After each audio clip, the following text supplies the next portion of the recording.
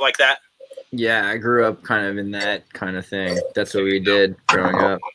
We would have like remote viewing is something like it goes in my family a long way, and it has a lot to do with well witching. Also, is a kind of remote viewing where you're it's kind of like flying, but you're underground, and like there's it's also about like empathy and resonance. So we were talking earlier about touch and how if you don't have touch, you have empathy, and empathy is the only real sense. It's the sixth sense. It's the awareness of something else being touched. And so empathy is the thing that you have to use for remote viewing. It also, I mean, it verges on some of the stuff that like people talk about flat universe, you know, and like that's where if you get into remote viewing, a lot of the time, everything becomes sort of this plane. And in a plane, you're able to sort of like traverse the entire realm of experience, you know. So a lot of it centers around reorienting your perspective and then creating in your collective consciousness something that you can visit. The best thing to do when you're starting remote viewing is to build like a cottage in your mind. A lot of people will do like you do a 12-step ritual where you walk, you know, psychoanalysts, psychologists will do therapy sessions where you close your eyes and you walk 23 steps or 12 steps, and it's 12 and then you take another 12 if you have to. But the 23 gets you to the 24th step where you are. And where is that? And what's it like? There's another one, which is a good remote viewing invocation, which is the cube. Let me see if I can find that one. Like, yeah, that I gotta see. The cube imagination story. It's like you imagine it's like tells you personality tests. I think that's what it is. The cube. Think of a space, like an area. Think of an area. And then in that area, think of a cube. And then in that area with that cube, think of a ladder. And then in that area, think of a horse near that ladder. And then think of some flowers of some kind somehow. Think of the weather and what is the weather like. And now think that the weather is changing, that there's a storm. Okay, so like what is that space like that you're in? Like how big is it? What's it filled with? What are the surroundings like? What is that cube like? How big is it? What is it made of? What is the surface like? What color is it? What is the feel? Where is the, you know, where in the space is it? Where in the field is it? Where's the cube? Is it floating? Is it on the ground? Is it in the air? Is it transparent? Can you see inside? Is it opaque? How long is the ladder? Where's the ladder located? How far is the ladder from the cube? What color is your horse? What is the horse doing? And where is it in relation to the cube? Where are the flowers? And what are the flowers like? What do they look like? How many are there? And then what kind of weather is there in the field? And then how far is the storm from you? And what is it like? And how big is it? And there's a number of things that can tell you not just about your personality, but it can also open up a place where you can then leave that field and see other fields. And collective consciousness then connects different places. And this is maybe what Google Maps is so useful for. Because, you know, I mean, before that, when I moved to Hollywood, I knew where all the streets were because of the movies. Like, I'd seen That Darn Cat. So I'd lived in the neighborhood of That Darn Cat, and I knew the streets from the cat crossing. I knew, like, the crossways and, like, the alleys and places I could go from a movie in the 50s that, like, kind of created this, you know, LA. And now people have Grand Theft Auto. So remote viewing is going to become more and more simple, as all it really is being that not that you're seeing something because you can experience things, but that you're being experienced there. Like if you can actually like participate in being an experience somewhere else. And it seems like that's also being made easier by electricity. You know, think about all of the like linear accelerators and like the radio waves and frequencies, and that we're building this giant electromagnetic frequency that has a specific pulse, you know, and everything that exists within it is within that field. You know, it seems like that's where it becomes the easiest to remote view, is as long as it's within the thing that they're allowing you to experience. But I've gone remote viewing a lot as a child, and my dad was always very careful. You shouldn't do this, like, you know, because if you're outside of your body, other things can get into your body. And, you know, it's not something you can really stop someone from doing when they do it, because what it means essentially. Yeah, but what about the silver cord? I mean, aren't you protected as long as you're connected? So Thank God you bring that up. So the thing that they talk about, like the Hmong people, right? The Chinese Hmong, which are connected to Tartary. We can get into that also, the Uyghurs. But the Hmong are one of the indigenous minorities of China whom believe in magic. And, you know, like there's a great book. I can't remember the name of it right now. The song, something like, you know that book about the Hmong? I can't remember. This kid gets sick and he's in America because after the Laotian War, they brought so many Hmongs to America and they bring them to like Minnesota and they leave them in the middle of, you know, like suburbia, and they're used to herdsman life and they don't know what to do. And this kid gets sick and they take him to a hospital and everyone's wearing white, and white's the color of death. And they start showing like all of these symbols are making the kid sicker and they don't know what to do about the cultural differences. And one of the things they do is they say, oh, what a beautiful child. And that freaks out the parents because when spirits hear, you know, when on the astral plane that someone's beautiful, they get jealous in their culture.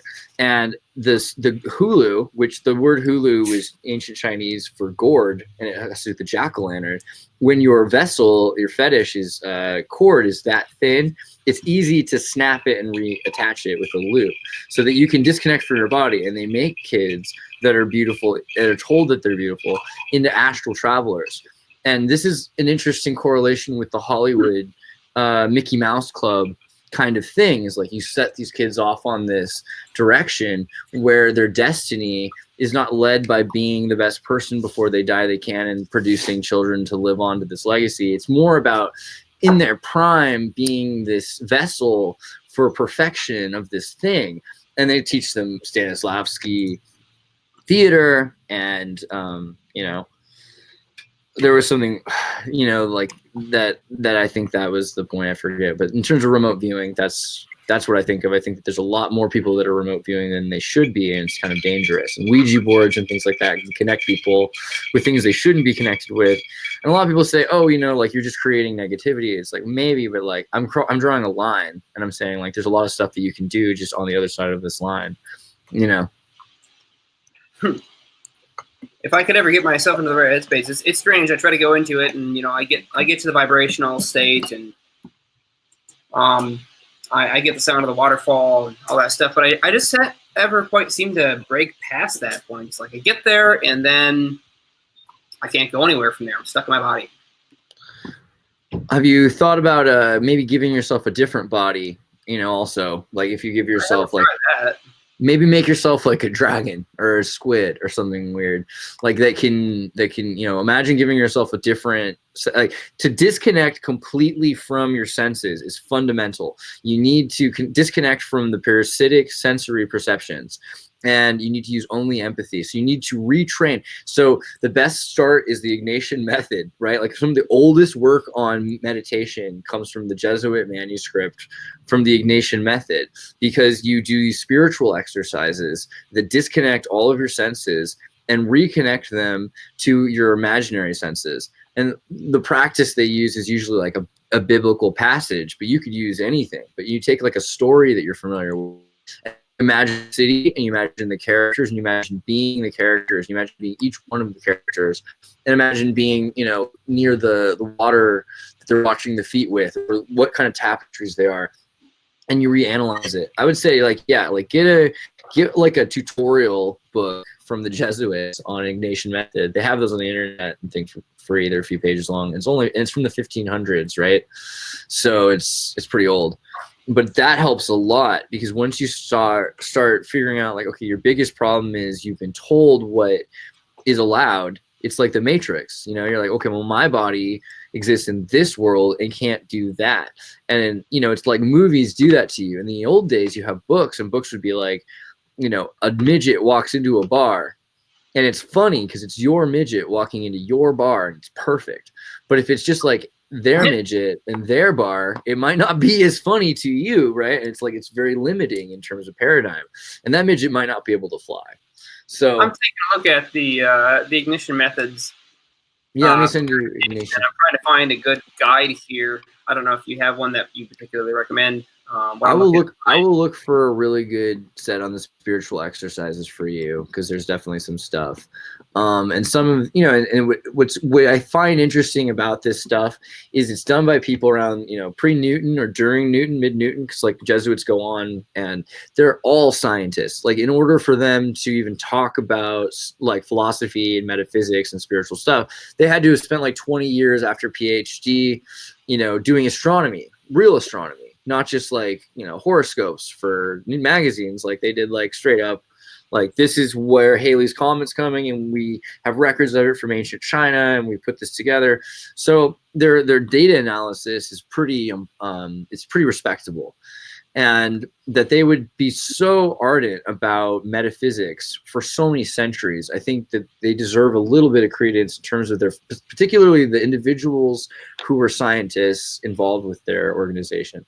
I mean, you might say Galileo is an example, but there's so many better examples, like Lemaire, right, who kind of gave Einstein his best ideas. And a lot of it centers around kind of the same thing that like anti-gravity talks about, like in terms of folds and things like that, because this idea that everything is coming from a primordial subatomic place, then we could all be connected. And so connection is kind of the big question. Do you feel connected or do you feel disconnected? But it seems like we're far more connected than we are alone. Like the fact that we can interact and we can search for these answers and we can start to do these things. The thing is, there's just so much other information they're giving us. It's like, I think a lot of the time, like you would say, like people that are on the internet that are talking about physics, it's not always that they're ill-informed. It's worse sometimes if they're misinformed, right? Like, and so that's how a lot of people feel about each other, because they're like, well, you didn't grow up seeing things from my perspective, but then that locks them in and they can't fly. Like when I was a kid, I used to have flight dreams, but I went to a school where I felt like I needed to basically close my eyes and imagine locking my feet to the ground so that I could ground myself in those dreams, which was like, the worst possible thing to do, but it seemed the right thing to do. Yeah, it's difficult to escape the body and find techniques that make it easy to do. And if there is one that's easy, I haven't found it yet. But how do they pronounce this? N.I.'s Lake has commented on this guy named Robert Bruce. I have no idea who this is, but I am looking into it, and apparently he has some different method that's dialed in according to N.I. So I will check that out and see if it helps yield results. What is Robert Bruce's thing? Is I have no idea yet, but I'm about to find out, I imagine. Yeah, I hope that they send us some information. And guys, you can always pop into the Minds thing. Let me send them a link to the Minds thing if they dare. I mean, not anyone can just do this, because I think 3 people is like a max before the thing breaks. But if you're cool, go ahead and try. Well, I mean, I'm sure we're getting some comments now that are going to be talking a lot about like physics in general. So I'm wondering if Robert Bruce talks about like maps or what, if he's like a physicist, or I mean, it's from the 13th century, so I don't see it yet. What do you think of Russell Targ? Do you know Russell Targ? I have never heard of Russell, no. Let me send you a link to this guy. Yes, he's got a banned TED Talk, which is like really, Wait, is he the science delusion guy? Probably. I don't know. No, is he? Let me look that up. Delusion. No, not in his book. So what he is, Russell Targ is a physicist, laser applications research expert, and a parapsychologist known for working in remote viewing. And I should be sharing my page, because that's what life's all about. Yeah, please do. Like, I want to research this guy now. This is pretty interesting. I see his Wikipedia that you posted on mine. So I'm going to go ahead and duplicate this on the YouTube. I love Russell Targ. I saw him speak in 2008 at the TED convention in San Francisco, where I saw Paul Stamets talk out for the first time, which was just like, I already love mushrooms, but it was mind blowing. Like some of the stuff talking about, and it's like he had 6 ways that mushrooms could save the world, and like it was only like 12 minutes long. It was just like, you were a badass. But then Russell Targ talked, and his talk was, he comes out and he's just like, you're not going to believe the stuff that I say, but the military pay me, so keep that in mind. And what I do is I make laser beams. And sometimes when they don't work properly, I will them to work perfectly with my mind.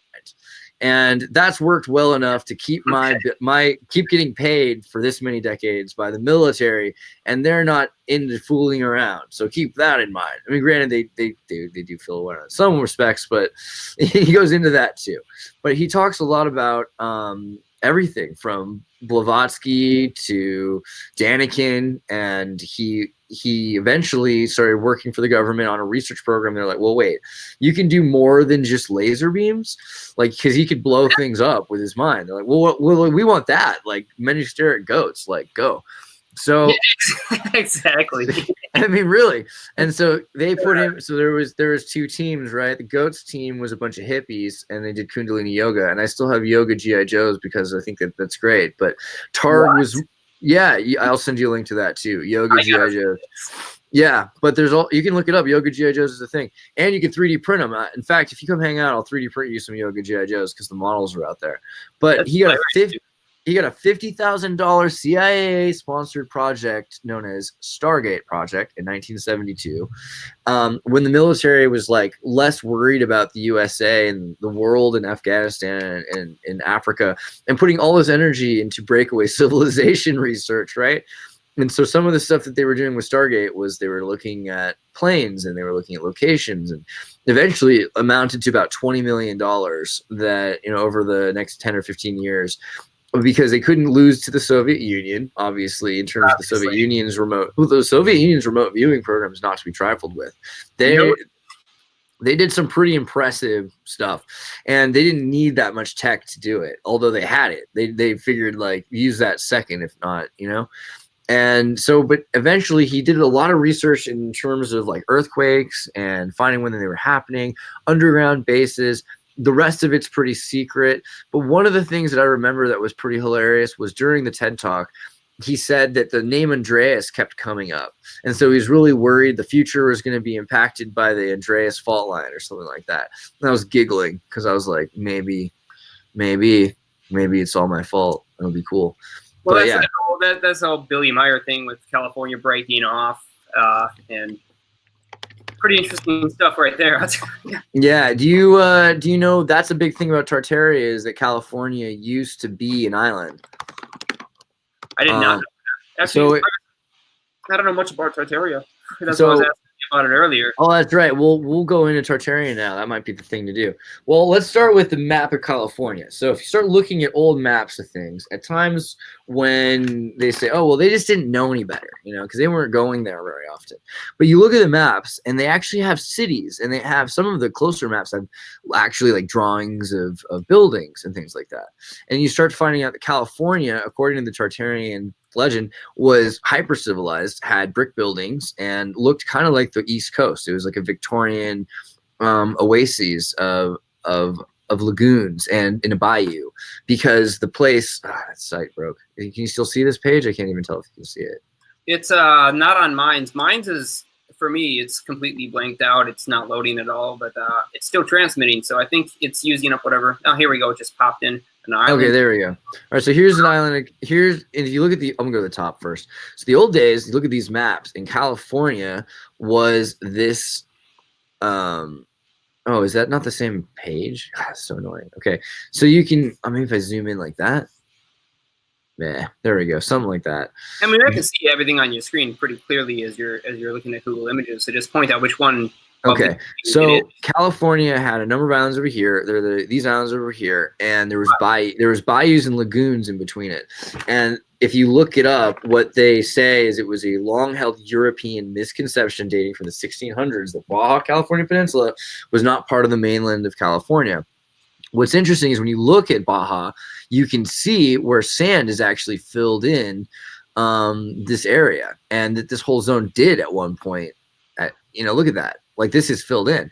And so what the story is that during the age of Deseret, there were a number of troops that worked to fill in the parts of California that were disconnected to fill it. And if you look in those parts of California, as in they transported earth from one place to another. Because there's already dirt along the lines. There's all these mountain ranges. There's dirt in the middle. and there's probably other stuff. There's probably, you know, things that make, but the thing is, the whole area is filled with sand and salt and broken rock. And the whole area is famous for people all around the world showing up because they were told that you'd have to pay someone to to carry your wheelbarrow around with gold in it for you, because the whole place was just made of gold. And so it brought in a lot of people, and a lot of people were willing to work to survive. But look at these mountain ranges and, you know, compare that to what's really going on in Nevada now, because the Vegas mountains. And there's tons of areas here where they have these giant, let's see, what do you call it? Like gold rush water machine. They had these things that were these huge water, like fireman hoses, and they would just blast away the walls of the rock in order to destroy the wall, and then they would be able to get the gold out of the rock. That was the plan. So there was tons of material, and then they had these long straights, and then they could put it in water as mud, and they could flow mud. And there's also stories of a giant mud flood that happened because of a natural disaster. So the thought is a lot of these guys maybe didn't come here just to undig it and look for gold, but they were kind of tricked into doing it to a place that already had this giant civilization. When you look at San Francisco in 1900, God, sorry, I'm typing in Dvorak, just the other keyboard. 1900 San Francisco had electric trolleys and fancy, I mean, like, it's crazy. Like, there are better examples of even earlier pictures. Like, one time I was in the Scotch Rite Lodge, and they had pictures of what San Francisco looked like in the 1800s. But basically within 5 to 10 years of there being the supposed gold rush, the whole state's built up to look like the East Coast, and it's very fancy. They have these very fancy buildings and electric trolley systems and carts and all, you know, these giant towers that are on the sides of cliffs and things like that. So what Tartaria kind of like, one of the things that Tartarian theorists believe is that this stuff was already there, that some of these neoclassical architecture examples in San Francisco were really built by a civilization that lived there, and they're not just replications that were made for art. There's a number of good examples of it, like especially when you start looking for the old line pictures. All the skies are cleared out, but then you can see like phone lines and telegram poles and things like that. And then there's a period where there's a huge earthquake, and in 1906 everything falls down and they have to rebuild it. So the thing about that earthquake is it's just around the same time as Tesla's inventing his sound cannon that can use frequency to disassemble buildings and whole city blocks. I know what you're talking about. You're talking about his earthquake machine. Sound cannon is a term I've never heard before. Earthquake machine, and it does work.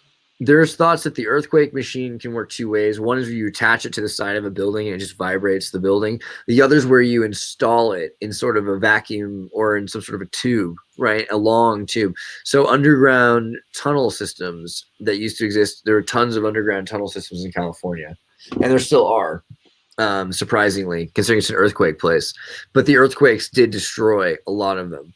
So it could be that there was a number of earthquakes that were caused from underground, but not from tectonic shifts.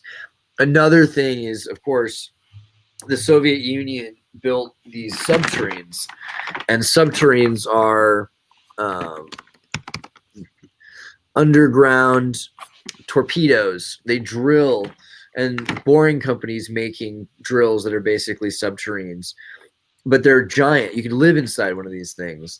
And they supposedly, there was a Kremlin advisor who admitted recently, about last year, that the Soviet Union in desperation in the 70s had built a bunch of these and launched them to the California coastline, where they were embedded into the coast from Washington to San Diego, and they have nuclear warheads on them, and they're 6 miles underneath the coast.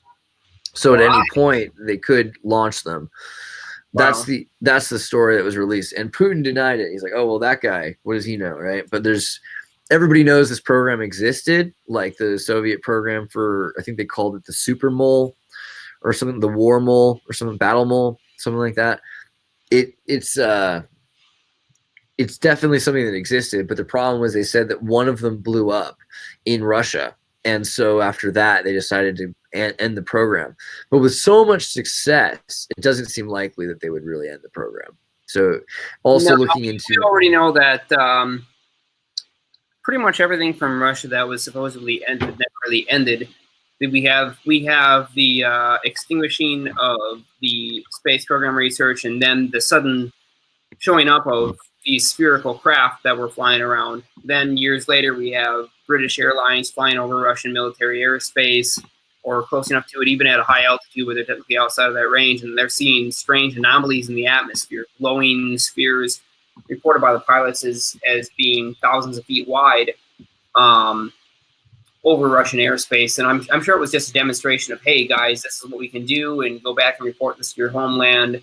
Let this be a big story. We are showing our capabilities, but not telling you anything about them. So I'm sure they've never stopped.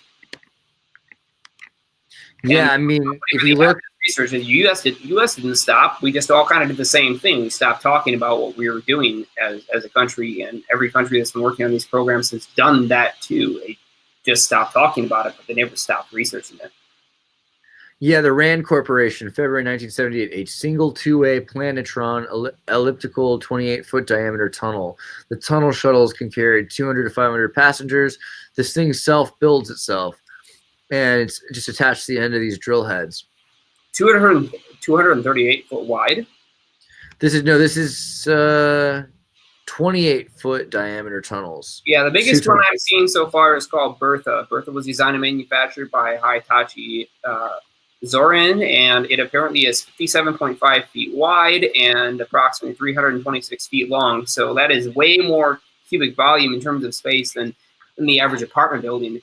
So yeah, as far as the comment earlier, you could absolutely live inside the space that one of these things takes up, but there's not a whole lot of empty space inside these machines. Right.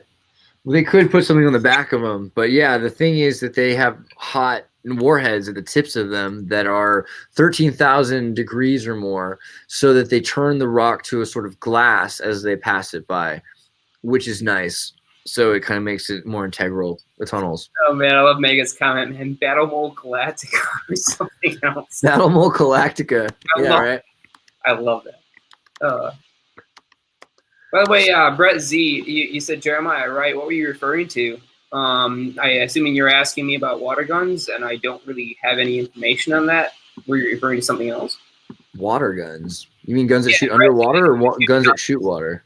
Well, Brett Z is just talking about what you were talking about. You mentioned that they were using water cannons to blast away the rock, and clear out area. And he mentions water guns, and then he asks me, less than or equal sign emoji, Jeremiah, right? And I'm not sure what he's asking me about, but I'm asking for clarification here from Brett Z, who's listening right now. Oh yeah. Brett's pretty wise. He knows some stuff. He's dealing with some material science as well. There's some interesting stuff with water. I mean, with the harmonic resonancy of water, it might be the reason why it can break apart carbon in order to take apart diamonds. It might not just be the pressure. It could actually just be water. It's awesome. Hey, Brett, can you give me a link? I see you just posted the SF history breakdown. I would love to be educated on what you're talking about, if you wouldn't mind providing me a link.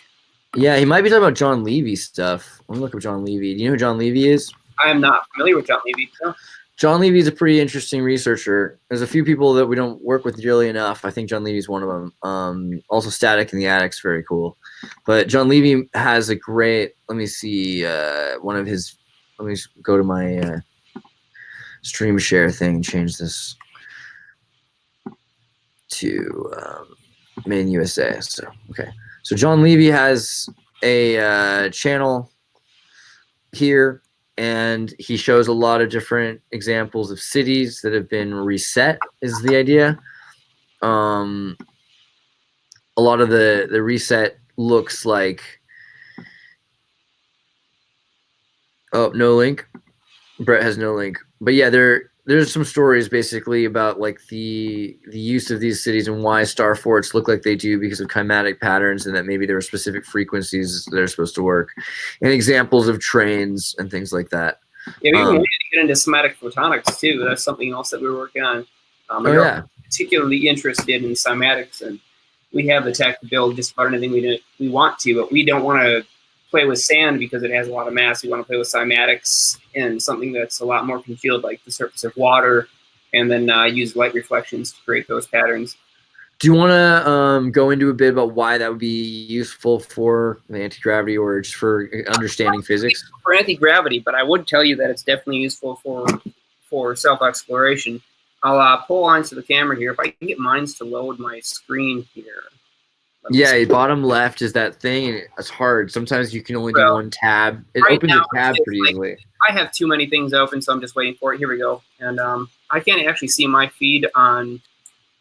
I can't see it. Whoa, that looks like aliens, man. I'll admit that green light reflection is crazy. Yeah, this is what I was going to talk about. This has to do with astral projection, altered states of consciousness, and I'm just trying to get this on my screen so I can see what you're looking at, because right now, for some reason, I can't. I'm going to figure this out here. Oh, we have a cymatics page on the Discord, too. I think that'd be pretty cool for you to check out. Maybe I'll share a screen of that. Let me go into that for a second while you're setting yours up. I'm just still trying to get it to load. I think I have too many things open, or maybe the screen is just too bogged down. I have a pretty bad connection right now. Yeah, I guess, okay, I can see it now. And it's about almost 45 seconds behind on the YouTube. So unfortunately, people are seeing things way delayed here. But this is it's a strobing light, and it's a particularly unique strobing light that has a couple of wave bands designed to specifically prevent the release of melatonin by giving you the right wavelength that you need to stay awake. So what this thing will do is put you into an entranced state, and everybody here, I think, has heard of binaural beats and isochronic tones, especially being interested in astral projection. Those kinds of things are interesting tools and useful. This light is another type of tool that allows you to visually couple to that sense of out-of-body experience. And I can't do it on my own, but I can slightly achieve that with this device.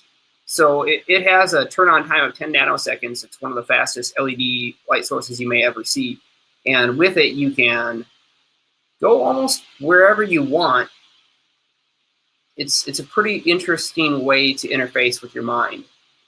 And we'll talk more about this later. I'll send you maybe one of these lights up so you can give it a try yourself.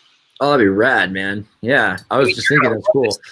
It'll blow your mind in a way that you've never experienced before. I can guarantee you that. It's something I've been working on for now over a year and a half. So because I took par density as like one of my major projects in school, and I love par density. I use God, dude, that's amazing. I mean, it's definitely the thing that makes it possible. Like, they wanted me to try to make it possible for them to grow cannabis in the space station. So I was working on different ways of doing par density for the sprouting and for the flowering stages. And one of the things that we found in our study is that cannabis will eventually become a vine if we do this, because the surface area will spread out and we'll have a further surface area than, volume. But it could still be useful because you can produce so much sugar using certain 200 to 300 nanometer parts of light. And yeah, it made me start thinking a lot about humanity. So I have all these, I've got these lights that are the 3232s or 3225s, which are the LED strips you get from China that can do full spectrum, and they change the color. And I use them in my room all the time, cycling rainbow, kind of a rainbow color all the time that slowly happens. And it seems to help a lot. And if you turn it up, yeah, like it wakes you up, man. Like the lights can really simulate that part of your third eye. There's like a little photosynthesis spot that wakes you up with adrenaline. Absolutely. The lights are super interesting when it comes down to growing stuff too, because I've got a little indoor garden that I was running for quite some time, and I build all my own lights. I don't buy them. So what do you grow? I was growing 3 types of basil. I just started some kale and spinach. I had 2 different types of mint, and 3 containers of scallions or green onions that were working really well. I had a few other things in there as well, like a couple of pepper plants and a tomato plant, none of which really bore too much fruit. We had some banana peppers that worked, but we had all this in a tiny little 3 foot by 4 foot chamber. Everything was just crammed in there, and a couple of homemade lights that were coming in at around 4,000 K. worked real well for all that stuff. They were just all on timers, and some were hydroponics.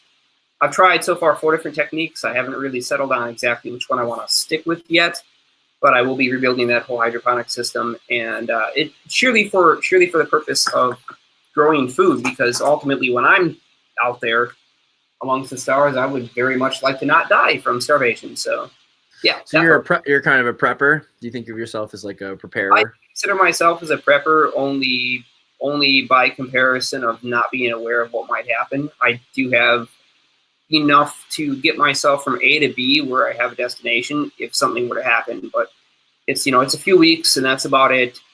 The only reason why I ever learned how to grow food indoors is because I figured that's kind of a useful thing to have. If you don't know how to do it, you're pretty well fucked. One of the first guys we interviewed earlier was Christopher Nuerges, who is he was one of the Doomsday Prepper contestants on that show, where they asked about how you would survive, and he did pretty well on the show. He was more about scavenging, and so in Los Angeles, he does like they do garden salad collection where they forage for a salad. But his thing that was pretty interesting was he definitely is convinced of Atlantis and of step pyramids that exist in Illinois. And he thinks that there was obviously more than just a slash and burn society that came after the Industrial Revolution, but that really what we need to do is work on communities that will last after, because if society falls apart, then we're really going to need to rely on each other. And so you have to have like a community ready. Yeah, well, take a look at hunters and gatherers versus modern society, right? What's the big difference? Specialization. Right now we have a society that's focused around this idea that each one person can be really particularly good at a single thing, but not necessarily have a wide scope or breadth of knowledge. And long before then, no one was really expert at any one thing. People were just simply better or worse at one thing, but everybody had a wide scope of breadth of knowledge, because it was necessary. Most people went out on their own and they hunted on their own.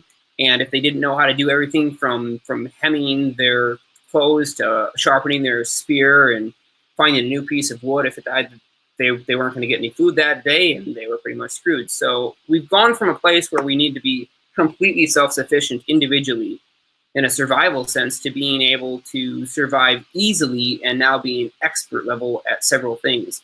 And if society were to collapse tomorrow, now we have a bunch of experts who have no idea how to provide themselves with food, water, resources, or even how to prevent themselves from contracting horrible diseases or becoming injured, because they just simply have no idea. And the worst part is people don't even know how to deal with their own injuries if something were to happen. Without the existence of the medical community and other knowledge like that, if you get sliced up or something horrible happens, well, what are you going to do if you don't already understand how to do that stuff? You have no internet connection, no books or anything else. That's the Tartarian story, really, is that there's this Atlantis kind of civilization that was well developed, and then there was a disaster, probably a natural and industrial disaster. A lot of people talk about silicon trees or giant trees, but in general, there's this idea of like volcanoes in Yellowstone and in Krakatoa that were maybe being harvested for resources like minerals, like metals, and also for energy. And the civilization was actually so big that it was so advanced that it was, like a lot of the stuff was lost. Because if you think about our society today, a wireless society will just disappear and you won't be able to find much record of it. And a biodegradable society is even more likely to disappear, because if everything we have is designed to disappear quickly, then there will be no trace. And if you have people that are caste systems, because some are taught to build the machines in China and Shenzhen, and others are taught to program the machines in France and New York City, Silicon Valley in India. Eventually what you have is you have people that know how to do one thing and not the other, and if they're all on the other sides of the earth, then they're unable to work together. So for 20 years they're saving the thing that they have, but then eventually it becomes a religion for their grandkids.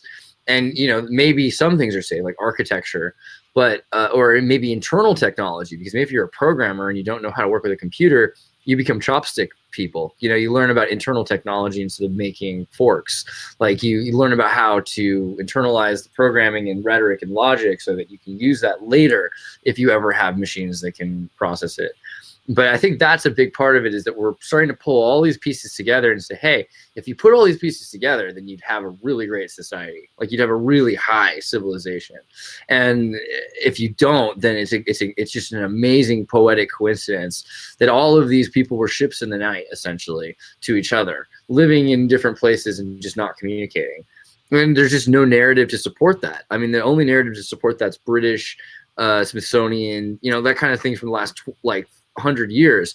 And the new narrative is people weren't stupid, people weren't unable or unintelligent. They had traditions, but they also had skills, and those skill sets were incredible. That's the new narrative. And so every single story we go back and look at, it's kind of like when millennials watch Friends and they're offended. Like, now historians get to go back and be offended, and we can be like, wow, this is not logical, this story does not make sense. People are not simply incapable because they're not British. And that's a huge part of the historical narrative, is that anybody else sucks.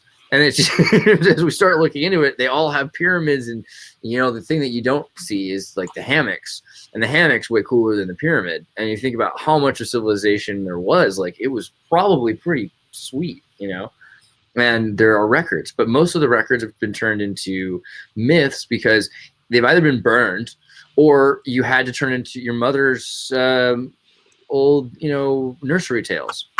And the stories are of people that are, magical, basically, because they're so able to cobble shoes or things like that. It's all about their mass manufacturing industrial skills being essentially magical, because no one knew how to describe it in when one guy comes up and does in 2 days what somebody else took 2 months to do, it's going to be viewed as magic, because how do you do that?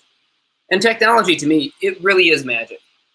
Like, I really don't see a whole lot of difference between magic and technology, because I do both, because I've spent plenty of time in both. The more that I learn about each, the more I see how they cross genre, and the mystery of the unseen or the unknown acting at a distance, and the idea of using your mind to influence the world and change things out of time and at a distance, they're really not so different as areas of study.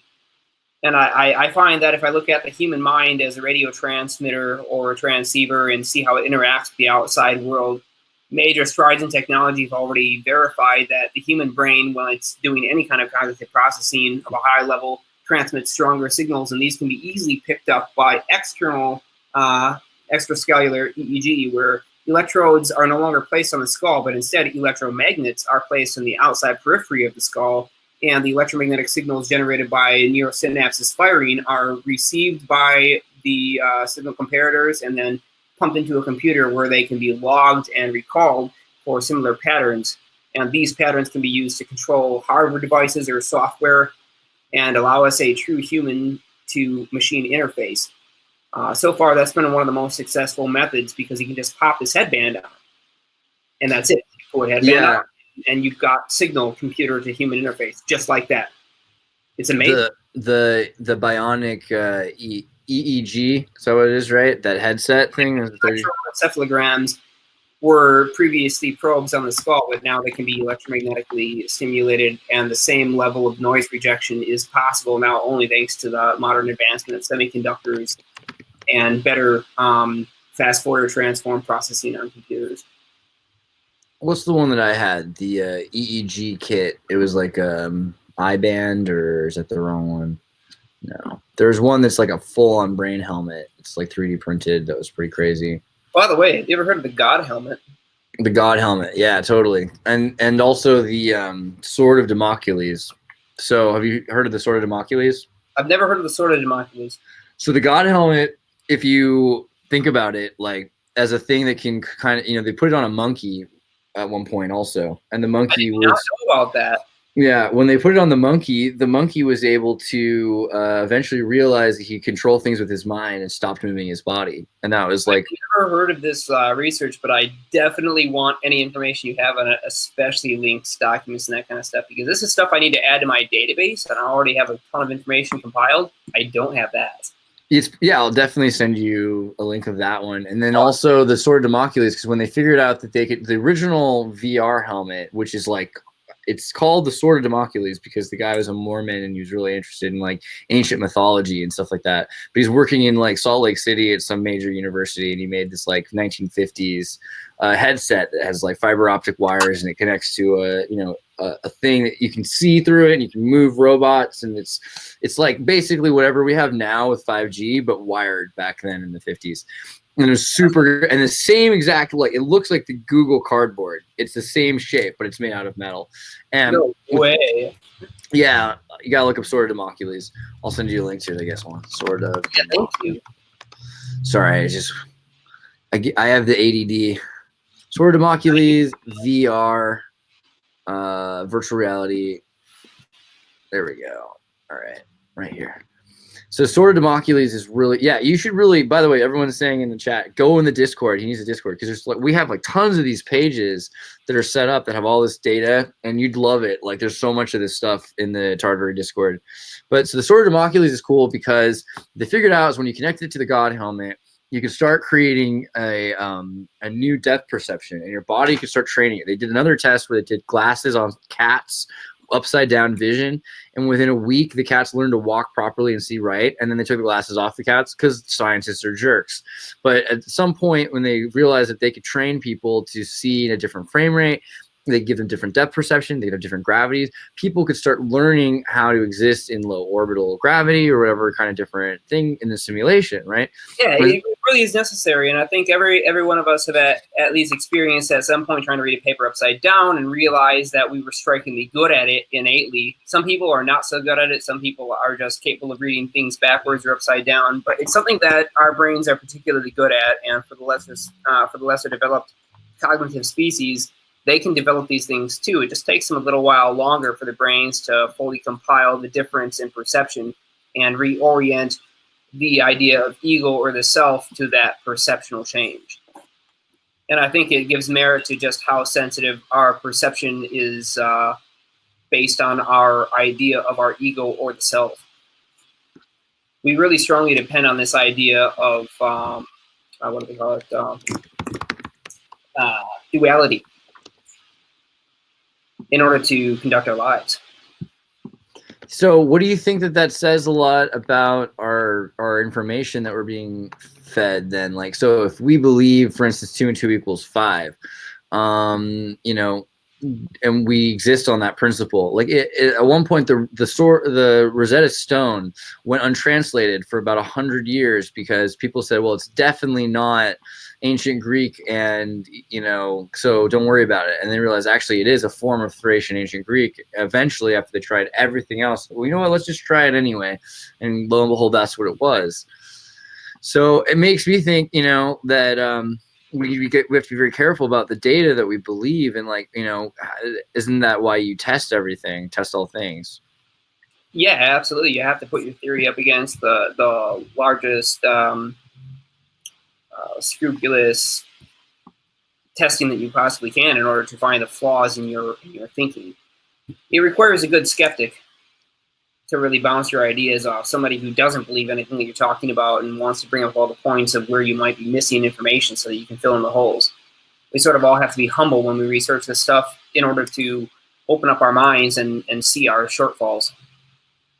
Yeah, I think that's like the thing specifically about the VR world that's kind of intimidating, is that if we're starting to train, not just like, first off, laugh tracks give us the reactions that we're like, okay, well, this is ridiculous and this is logical and we must believe this. And so a lot of people are programmed and triggered.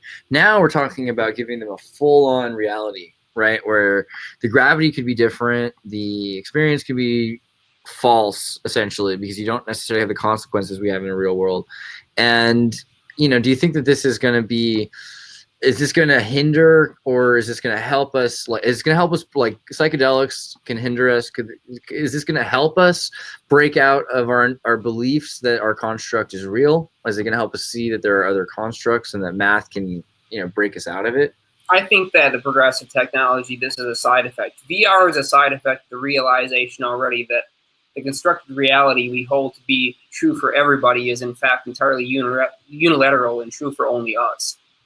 that I think people are beginning to slowly realize and pick up. And plenty of TED Talks, seminars, and other broadcast media has provided us with more than enough information to realize the world we see when we open our eyes and we look out is entirely a construct of our imaginations, and that what's really there, it really is there. There is a reality outside of us, but our ability to perceive it is almost inconsequential compared to the sheer amount of information that we can't receive.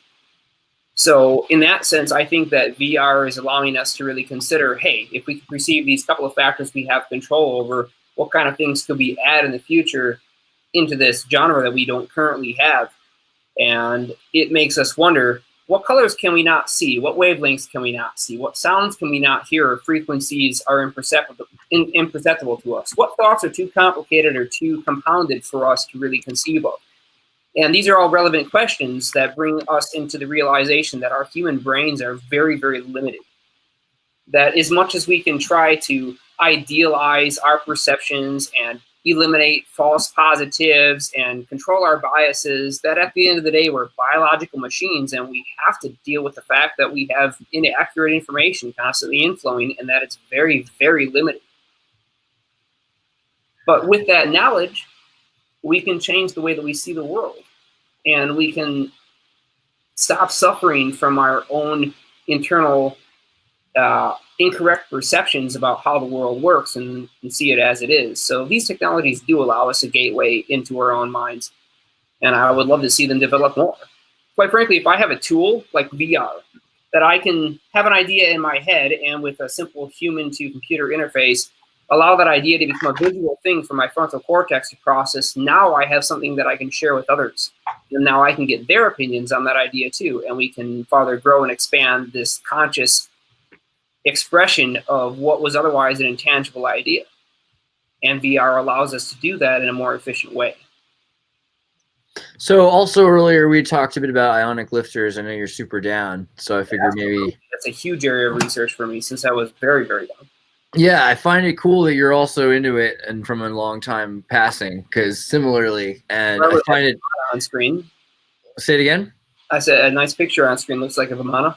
Right. Yeah. Thanks. I was gonna say, like, so what I found interesting was we're not even the first. You know, we think we're like we've been talking about it since before it was cool, but it's kind of like apparently in the 1800s there was all these UFO drawings, and so we did some talk earlier about NIMSA. I forget if you've heard of NIMSA. Did we talk about NIMSA already? Yeah, we talked about NIMSA briefly. Can you? I hate to ask. Can you give me like no, for sure. seconds? I'll be right back. Yeah, for sure. Thanks. And then I will go back to talking about my Bobisha. So this is a Bobisha, and so it's a straw that has a filter on it, and you can put it into a cup of mate, which is not tea; it's its own kind of yerba, and it sucks the liquid that's being soluted without getting the leaf matter into your drink. So I recommend everyone get yourself a Bobisha for your mate and start drinking mate, because mate is way better. Video's messed up, he says. Is that real? Can someone confirm, is the video messed up? Oh, okay. You missed the maggot, missed the Vimana. We'll talk about Vimanas. We'll talk about Dalshao. I'll bring that up. But as long as you saw that I've got a Bobisha maggot, because you need a Bobisha, because this way you can drink mate, and mate is good for you. And it's better than coffee, and I'm not a huge coffee guy, and so I don't really like tea. Oh, and you know, if you have glaucoma and cancer, and things like that, you know, always remember to take care of your medication, herbally. Bro, that's a pipe. What? No, it's not a pipe. Bro, it's a pipe. No, it's not. I swear. See, this is literally is a spoon that goes into the tea. So you take a cup, you fill it with mate, and it does look like that. But look into Bobishas from Austria and stuff like that. And my mom was really upset with me when I was 15. I took her Bobisha and I tried to make it with some sex wax and a tonic water bottle into a pipe. You shouldn't do that to your mom's Bobisha. So be good. Yeah. There are other things going on. Let's see. This is the Tartarian odorant bag. I hope you guys are going to get some Tartarian odorant bags pretty soon. Also, that menthol is just that menthol business is so great. It just cleans everything out. Oh, it's great. Hey, also, Negus Heir to the Land TV. Glad that you're here, man. Like, super glad to have you, Hotepo. Like, I'm super glad you're here because, like, we need more people that just like are coming from all the different channels and have all of their own, research. I've seen some of your videos and I really like them. So I'm glad you're around. Like, keep it up. And all right, I'm back. Sorry, thanks for waiting. I appreciate it. Oh, it's cool. I just had I just talked to them about Paraguayan yerba mate and Bobisha tea, and I've come up with some standby things, things to go on about. I'm like, hey, look, 3D printing, stereolithography, fill in the blanks. Stereolithography, semiconductors, and the whole genre. Man, that industry is nothing short of magic. Yeah, it's going to be really sweet once they start doing more soldering, sintering, and like I think the future. Obviously, they've talked about gold, 3D printing out of gold ionic lifters, which would be sweet. You could have giant ones, But that's also where it gets into Zeppelins and Delshau. So let's go back to NIMS. Actually, hold on. NIMS. So. In the old days, there was a guy named Delshau, and he comes from the Prussian. I think you can see a couple of my old videos, the last few videos I talk about that are like video style, like 10, 20-minute long videos. They're all about ionic lifters and things that are happening. Some of the things I didn't go enough into detail in recently, maybe I did actually in the earlier videos. I talked about how this 1880s organization until 1920 was publishing all of these pictures eventually. And there's some of these pictures are pretty old, but all these that you're showing right now on your screen are from the Vimanas, right? Well, so they're made by Austrian Prussian dudes in California and in Connecticut. But clearly, I mean, like, let's be real, there's a sun wheel and there's a Vimana, there's a bell. Yeah, and it's pretty clear what they are. And one goes up, one goes down, as so below. And the thing is, it's got a propeller on top of it as well. So the propeller is not it's not so much about the propeller because there's gas. You're right. People misunderstand the propeller. The propeller isn't to provide lift. The propeller is to provide thrust on a weightless vehicle. Yeah, and it's very useful because also the propeller can spin the other direction and be used to store energy. So, they can actually use propellers in free energy machines, which is what wind turbines are. So having a wind turbine on a balloon is, it moves with the wind, man. It's like a way better deal than having it on a pole. They have kite wind turbines now. I mean, I have my own disagreements with the postulate of Vimanas and wind as a free energy source, but what I can tell you is that Vimanas definitely did generate more power than they consumed, and the reason why they were able to do that is because of the asymmetry in particle acceleration having to do with the Lorentz transform and Einsteinian energy to mass equivalence. So the equations actually allow for the breaking of the closed loop that has to do with the electrical closed circuit of generating current versus consuming it. Current is the total quantity of electrons that travel any given volume of space in a period of time, and the voltage is the total amount of kinetic energy that those electrons have traveling in one direction over that distance. So these two factors are generally considered inseparable. Right now, in classic conventional electromagnetics, the four Heaviside equations, which were derivatives from Maxwell's equations, do tell us that the magnetic field and the electric flux that exist in any particular electrically charged or magnetically polarized system will always equal out, and that the two factors have to be balanced. But in reality, that's not the case, because these two factors are only balanced due to the fact that light has a finite speed in space, and that either a purely electric or a purely magnetic field are not necessarily tied to the speed of light. If we make the assumption that everything travels at velocity c or the speed of light, then we're stuck with no more energy out than we get in, because the second law of thermodynamics tells us that we have to have a conservation of energy.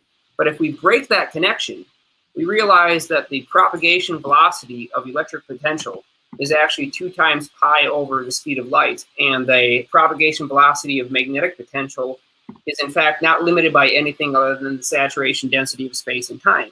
So it's possible to break the symmetry, to break the correlation between power put in and power drawn out, And in doing so, we can have extra power as much as we really need, as long as we can break that symmetry farther and farther. And there are many, many patents that talk about exactly how to do this, and a whole plethora of machines, everything from Bruce de Palma's N machine, right up to T.T. Brown's interesting phenomena that he discovered as far as propulsion, output energy versus input energy, and how a pulse could sustain a force for longer than input energy was being received. There are lots of pieces of evidence throughout history showing us that we can generate energy almost out of the vacuum of space. But unfortunately, the implementation of these technologies has become strikingly difficult. So you see here on spectrum.iee, they've got a look at this. Look at the lander, quote unquote, when it has these spheroids that are covered in a mylar, and they're filled with gas, right? You know, because that's like how this thing is supposed to function. And then they're supposed to also have balloons so that they can bounce off the surface. That's the story. But if you start looking at it and then you compare it to the Vimana again, make sure that the video is. Can you see the picture of the Vimana on my screen? Is it working? Not yet. Right now, it's still showing me the picture of the land. Sometimes when I move the thing too quickly, it loses it. It's just. I think what's going on is that I'm watching the live feed from YouTube, so I can actually see what everyone else is seeing. And when I'm here we go. Yeah. It's so. But when you start looking into Vimanas and into NIMSA, I'm gonna go back to the NIMSA thing. And you look at the shape of the craft, yeah, there are some striking similarities.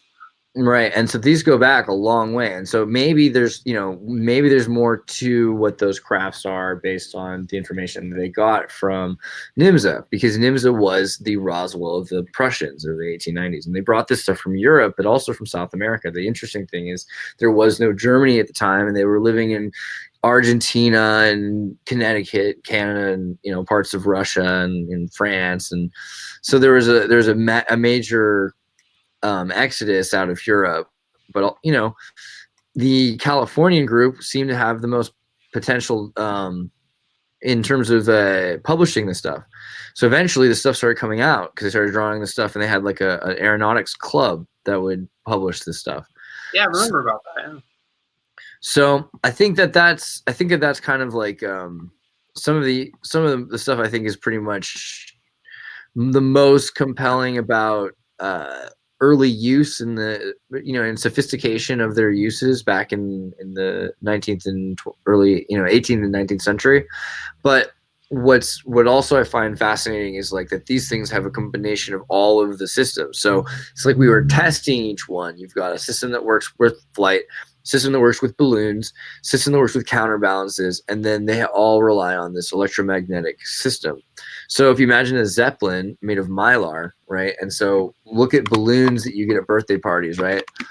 Or when you buy a car, you got these mylar balloons. And so these things right here are basically that's what they've got on the side of those lander shuttles. And you start to use mylar is this metal kind of coated material. They can make much better mylar than they're usually released. I think NASA probably has like a high grade.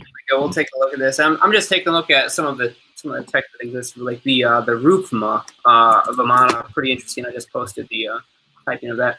The Rukma Vimana is an interesting device that uses electromagnets and an accelerated path of airflow, and I believe the diagrams here aren't being all too specific as far as how the thing works. Is just one simple picture, but if you type that into Google, you copy and paste that Rukma Vimana link, you'll see there are two air pipes that bring air from the bottom side and bring it up. There's just motors in there. These are for propulsion only. They're just provide force. As far as the rest of the lift of the craft, they're not being provided by these propulsion means. They're being nullified by these electromagnets at the bottom. And this is just a rough diagram. This is not the layout or where you would expect the electromagnets to be or how large they would be in comparison to the craft. It's just telling you there's this electromagnetic repulsion system that exists. Now, the real interesting one that fascinates me is the Sundara Vimana, Sundara. The Sundara Vimana is particularly fascinating because in the diagrams from the Vimana Kaspastra, and I think these were drawn in 1923, there is a Tesla-like cooled transformer, a high voltage ion emitter that sticks out near the top of the craft, and then there's an acceleration particle column in the center, and power supplies and arrangements throughout the layers that help balance out the charges. And this is particularly interesting because if you look at T.T. Brown's stuff, there are very strong similarities between the layouts of these two designs. So taking a look into that, these are technologies that today we can develop and engineer and test out. And the interesting thing about the Sundra Vimana, unlike other Vimanas, is the Sundra doesn't have propellers, air duct channels, or anything like that to provide other kinetic thrust within the atmosphere. The Sundra happens to provide its thrust without any need for atmosphere whatsoever, from what I'm seeing from the diagrams, which is much closer to what we're looking for. That is the motionless propulsion technologies, that we don't have to have any moving parts, any motors, anything like that. It's just straight up power input equals propulsion output. And that's that button press anti-gravity that I think we're all really hoping we can fly around on our platform someday with. Yeah, but in terms of like propulsion, there probably might always be use for having quick propulsion to get something started. It seems like if you have something that moves it around a little bit, then it can move, you know, indefinitely faster. Like if you get it going, then ions are great, right? Yeah, ions are great for inter-atmospheric propulsion. They don't do too well when it comes down to long-term space travel because you have to expend matter, and that's a real problem. Electrons, however, are a great propulsion mechanism because you can send them out, accelerate them, push against their acceleration, and then decelerate them out somewhere away from the space-time of your craft and grab them back again. So you can replenish them and use the differential in acceleration to act as a propulsion source, but not actually lose the mass of the electrons that you're sending out. It's a circulation thing. Your fuels loop back and your electrons return into the circuit after their acceleration energy has been utilized as a momentum transfer to propulsion. Sorry, that was probably a little bit... No. You're in the right place. Don't worry. That's exactly the right answer. I was just looking at further Sundaras, and then I saw this other one that was called the Tripura. And the Tripura was making me think of... Let me go back. Go to the picture of the Tripura for you. Because it has, in response to that a kind of a balloon-like rudder. And then it has a propeller, and it seems like if you think of it like a balloon, like it's got expansion and contraction because maybe there's ammonia that's, you know, the heat because of electricity is expanding, and then it's creating, you know, more gas inside because there's a natural gas production. Then the actual craft expands, pushing kind of in a jet propulsion, and then constantly using a sort of propeller, because it seems like that's what the propeller was maybe more for, was induction and power generating. Maybe also it had something to do with turning, or it could very quickly pull something forward, especially if there was a jet. Like a jet, if you see in the new Star Wars series, whenever they fly off, I noticed there's always a jet before they get to the atmosphere, and the jet is, you know, maybe because there needs to be a certain amount of extra thrust. Right, exactly, because within the atmosphere, you have all this density surrounding you, and you need to provide that extra push. You may be weightless, but you're not moving anywhere.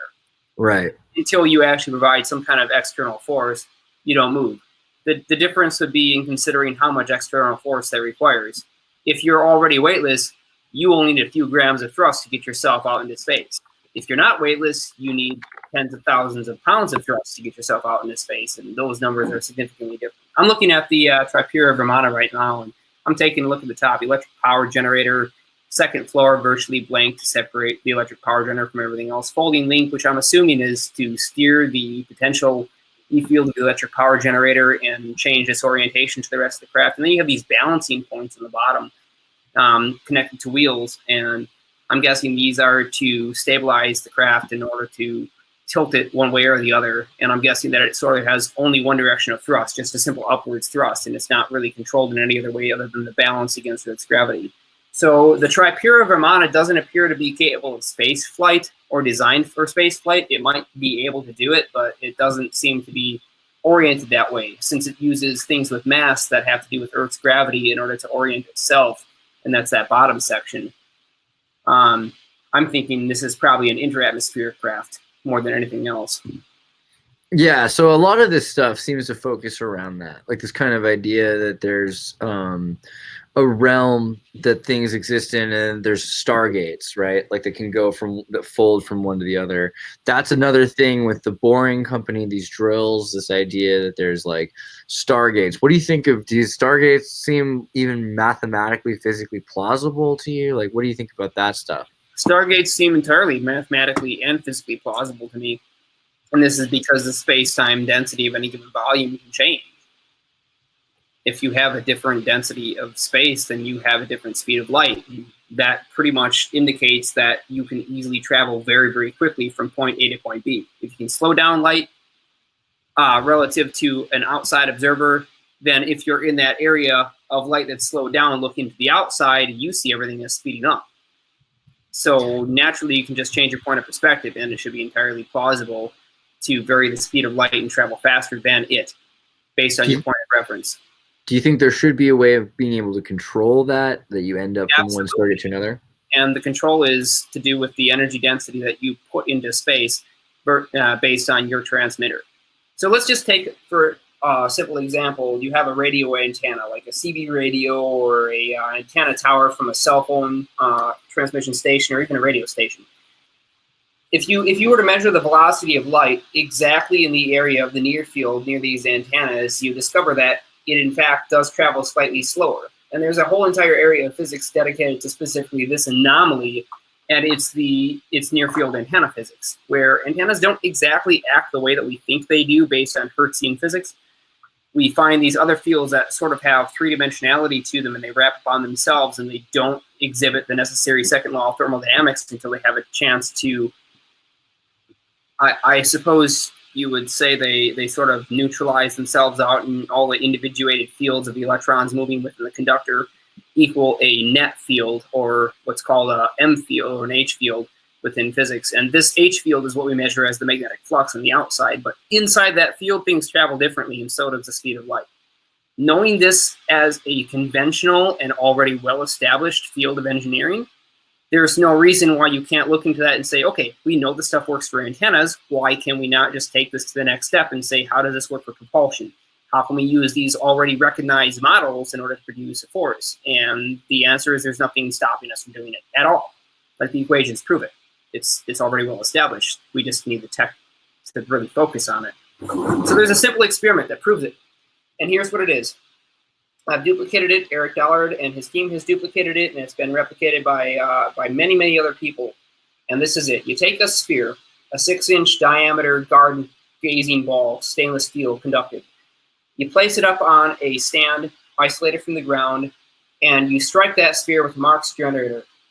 Marx generators are nice high voltage sources. Unlike voltage multipliers or Van de Graaffs that slowly build up their output, a Marx generator builds up a small input, and then it suddenly changes that small voltage to a very large voltage almost instantaneously by connecting everything from parallel to series. There's a bunch of capacitors that are charged and switch to series, so there's a discharge. This pulse hits the sphere, it charges it up almost instantaneously, and now the electric field outside of this stainless steel sphere changes the electric field in the space around it very, very quickly. So what we do is we take a second sphere and a third sphere, we place it at 2 foot and 4 foot from the first sphere that gets struck with the Marx generator. And we measure the time that it takes for the electric field from the sphere to travel to the second and the third. And what we found is that the electric field from the first sphere, when struck with a Marx generator, hits the second sphere at about 1.8 times the velocity of light.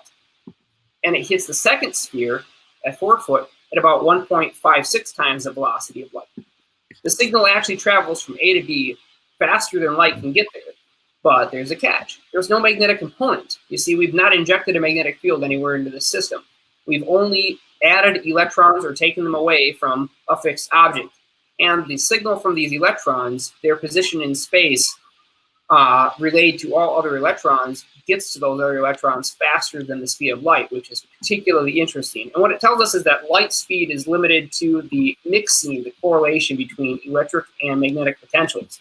But it only exists when we have both simultaneously existing in the same volume of space. If you remove either one of the two, light speed is no longer a limiting factor to how fast signals can travel through any given volume of vacuum. And I think that's really the area we need to look at the most. Is that kind of the lure of the vacuum concept of space? I guess is that there are the rules that can be broken. I suppose is that why. I would say, I mean, the allure of the vacuum of space is that there's a tangible medium in which you can saturate an amount of energy, and it can become physical for a period of time as it travels. It's this idea that the only physical thing in the universe doesn't have to be particles. It can be waves. And waves can be very, very physical and very tangible. And they can act exactly like mass or exactly like solid objects. The only catch is that these solid objects are moving extremely, extremely fast. So you have to interact with them as they're moving instead of interacting with them as they're sitting still. But other than that one simple difference, that's about it. I mean, space is as much a solid material as any given piece of matter. The only difference is the speed at which signals travel through it. Why don't you explain to me what space is then better? Because I think in your understanding of space, it's less of just a vacuum because there's more material in it. Is that what you're saying? Yeah, it's not really a vacuum at all. If you have just in a universe 2 electric charges, you have a proton and a neutron sitting somewhere in the vacuum of space, and there's only these 2 single particles, their distance between each other is pretty much nil. The signal that it takes from the electron to transmit its polarity to the proton and the proton to transmit its polarity to the electron is almost instantaneous because of the only 2 reference points in the entirety of existence. Now, when you add a whole bunch of other particles, the electric energy from the negative charge of the electron traveling through space to reach the proton has to travel in a straight line, which means that it can only go from its negative charge towards a more positive charge, and that positive charge is the proton. If I put a bunch of protons that it doesn't interact with and a bunch of electrons that it doesn't interact with in the way, that single wave that would normally travel in a straight direction now has to make a bunch of little zigzags around the electric field, so that no matter where the negative wave goes, it's always traveling in the direction towards a more positive point in space. And in doing so, the distance that it actually travels is significantly longer. So when light bends around the Earth and we say that it slows down because of the gravitational mass of the Earth, what we're really observing is the fact that the electric wave or the electric potential of that photon has to take a much longer distance because of all the individual electric waves from the atoms that the Earth is made of. And that's why gravity slows things down, not because it changes space-time in an intangible way. We can never know what it is, but it's just electric. It's because all these individual electromagnetic waves are causing the mean free path of any given electric charge or photon traveling through space to make a much longer distance. And so we perceive that as slower. Interesting. So then if there's other materials, does it mean that the big difference is that we have just so much more gas in our atmosphere, that the gases, particles are... Now that we finish that part. And that is, if we look at space, the empty volume of space that we see no matter in, it's not empty. It contains all these electric fields that we were just talking about.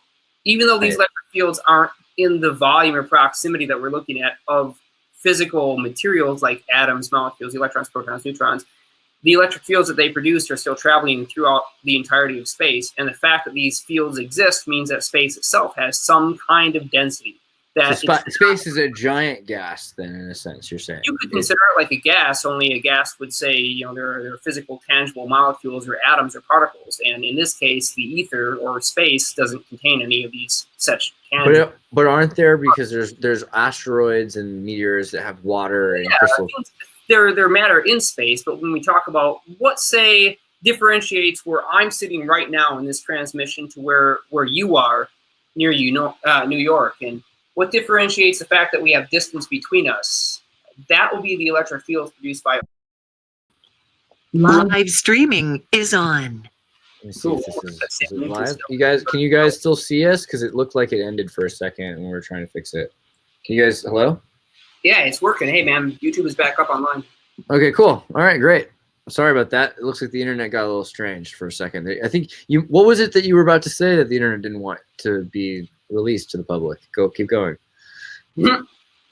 Well, it's that all of the emptiness of space is actually filled with huge amounts of electromagnetic radiation. And the speed of light through any given volume of space is entirely predicated upon how much electromagnetic radiation is already in that volume of space. If you reduce the electromagnetic radiation, your speed of light increases from the outside perspective. If you increase the electromagnetic radiation in a volume of space, the speed of light through that volume of space decreases from the outside.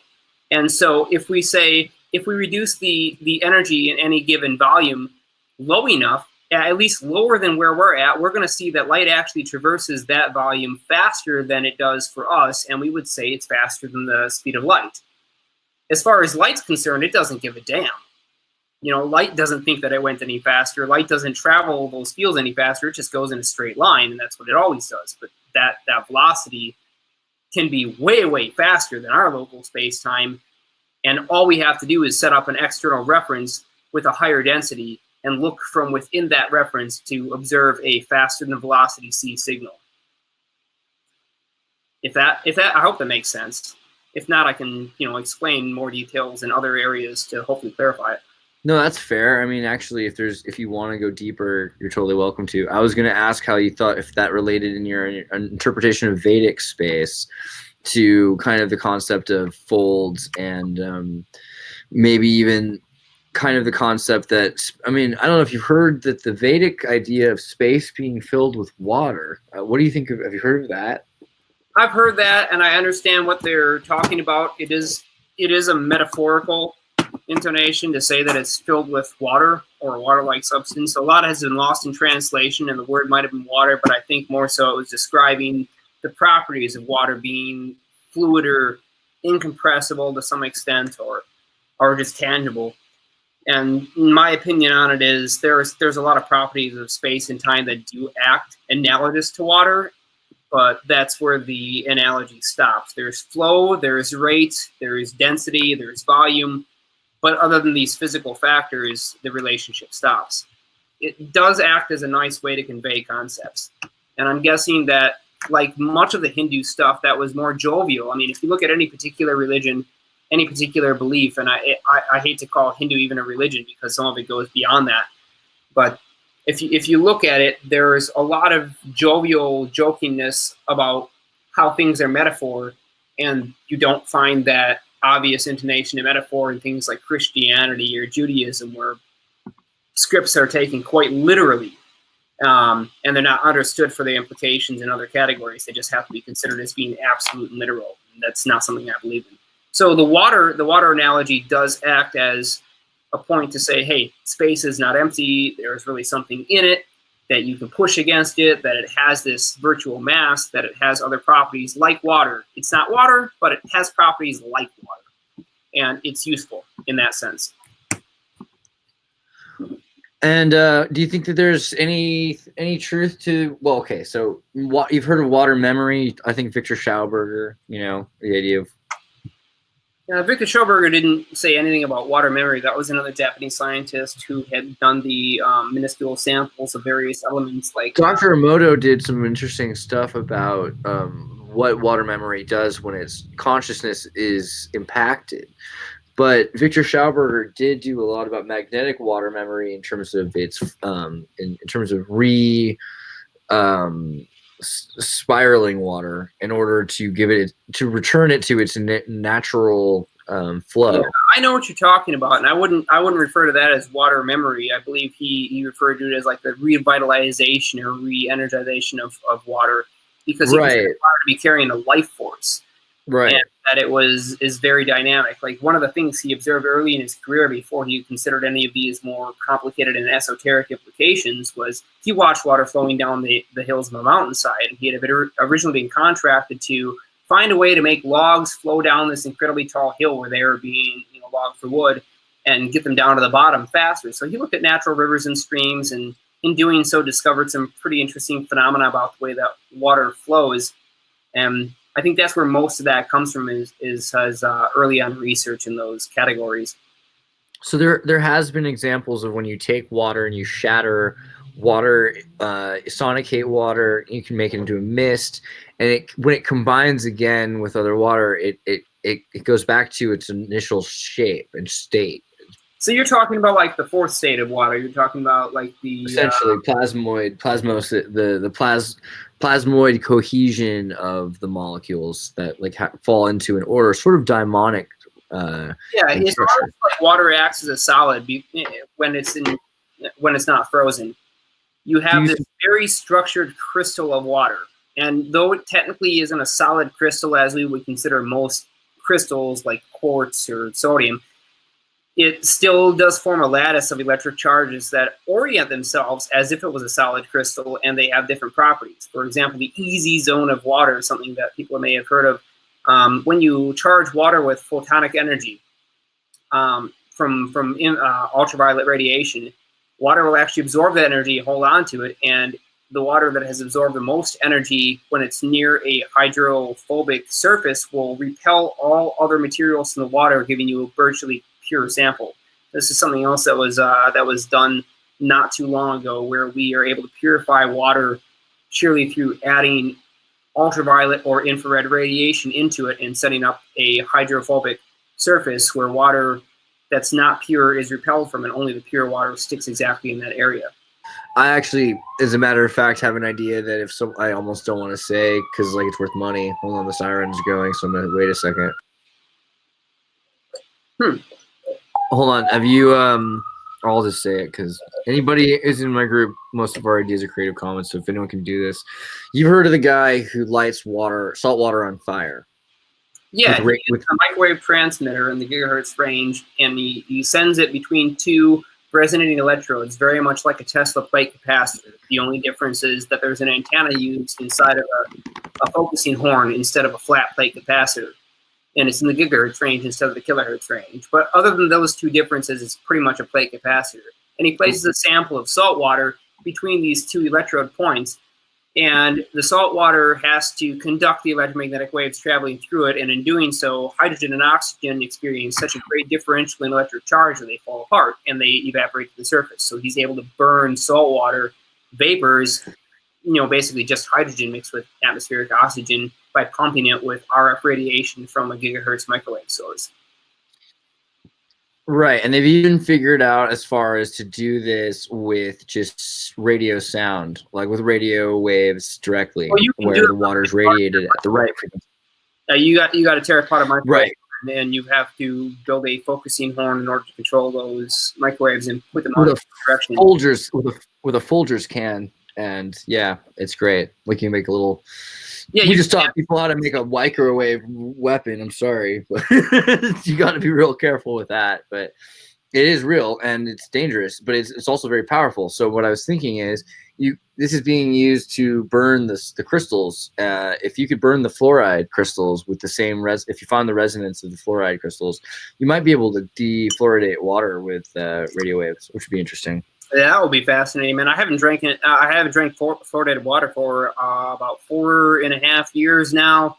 Good job. The first year was a little bit interesting. I slowly noticed some things coming back to me, and after 4.5 years, if I drink tap water now, I get nauseated. I can feel a headache coming on. It's just not clean.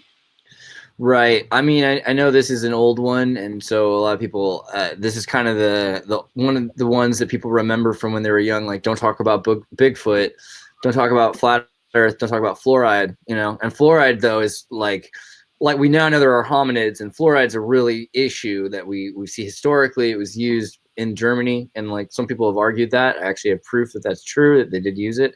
And that it's used in rat poison, and there's all kinds of health issues to using fluoride. So more and more people are voting to remove fluoride from their local water systems, and also bottled water is starting to, you just tell your company, we're not going to buy your water anymore. Bottled water. There's a reason why virtually every other country on Earth has banned fluoride, but the United States, for some reason, hasn't decided to get on that trend. But I guess it's really no surprise, since the United States was the country that first postulated fluoride as a solution to a completely intangible idea. That you can drink something and have it in your mouth for 0.5 seconds and actually deal with dental decay.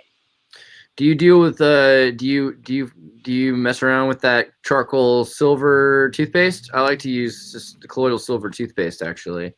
I do mess around with that stuff. I generally make my own, but if I'm not making my own, we use a couple of different brands without, really promoting anybody. I won't mention who they are. But yeah, they work pretty good, and many of them do have colloidal silver in them.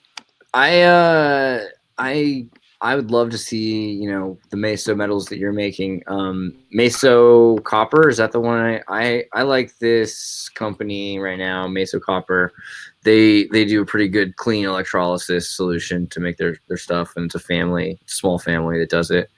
In general, yeah, I'm not super trying to do ads either, but the small companies that are doing this stuff, like if you were making this stuff and you're making it available, I would definitely tell people to go check that out, because I like people who you can transparency about lab, not just cleanliness, but also about strategy and the way they go about it. It's not that you can't do it yourself, but if you're going to do it yourself, you're going to be really serious and invested and take a lot of time and effort. It takes a lot, so if someone does something right, you might as well get it from you may find that it took a lot of effort initially for people to figure out how to do this stuff, but now that we have the information, I don't think there's really very much barrier to people doing all this at home. That's true. If you put $1,600 into it. For example, my colloidal silver generator is a coffee maker. It's a 350 watt Genova or Genovali or whatever. I can't remember who the manufacturer is. Anyways, it's just a hot plate, and I've got it mounted on a computer power supply that or a computer power supply case, and a temperature controller stuck to it. So that's my boiling plate for my my coffee maker pot. That's sweet. Do you use an Arduino, or how are you controlling the? No, it's really simple. In fact, it's so simple that there's nothing preventing anyone from doing it. I took a 24-volt AC wall adapter, and you could do this with a 12-volt or 9-volt AC wall adapter, the old transformer type that used to be common, the Radio Shack branded or whatever for your Casio keyboard. Has a physical transformer with wire inside of it. So you take one of these, you rip the rectifier diodes off, and you put a voltage multiplier on the output.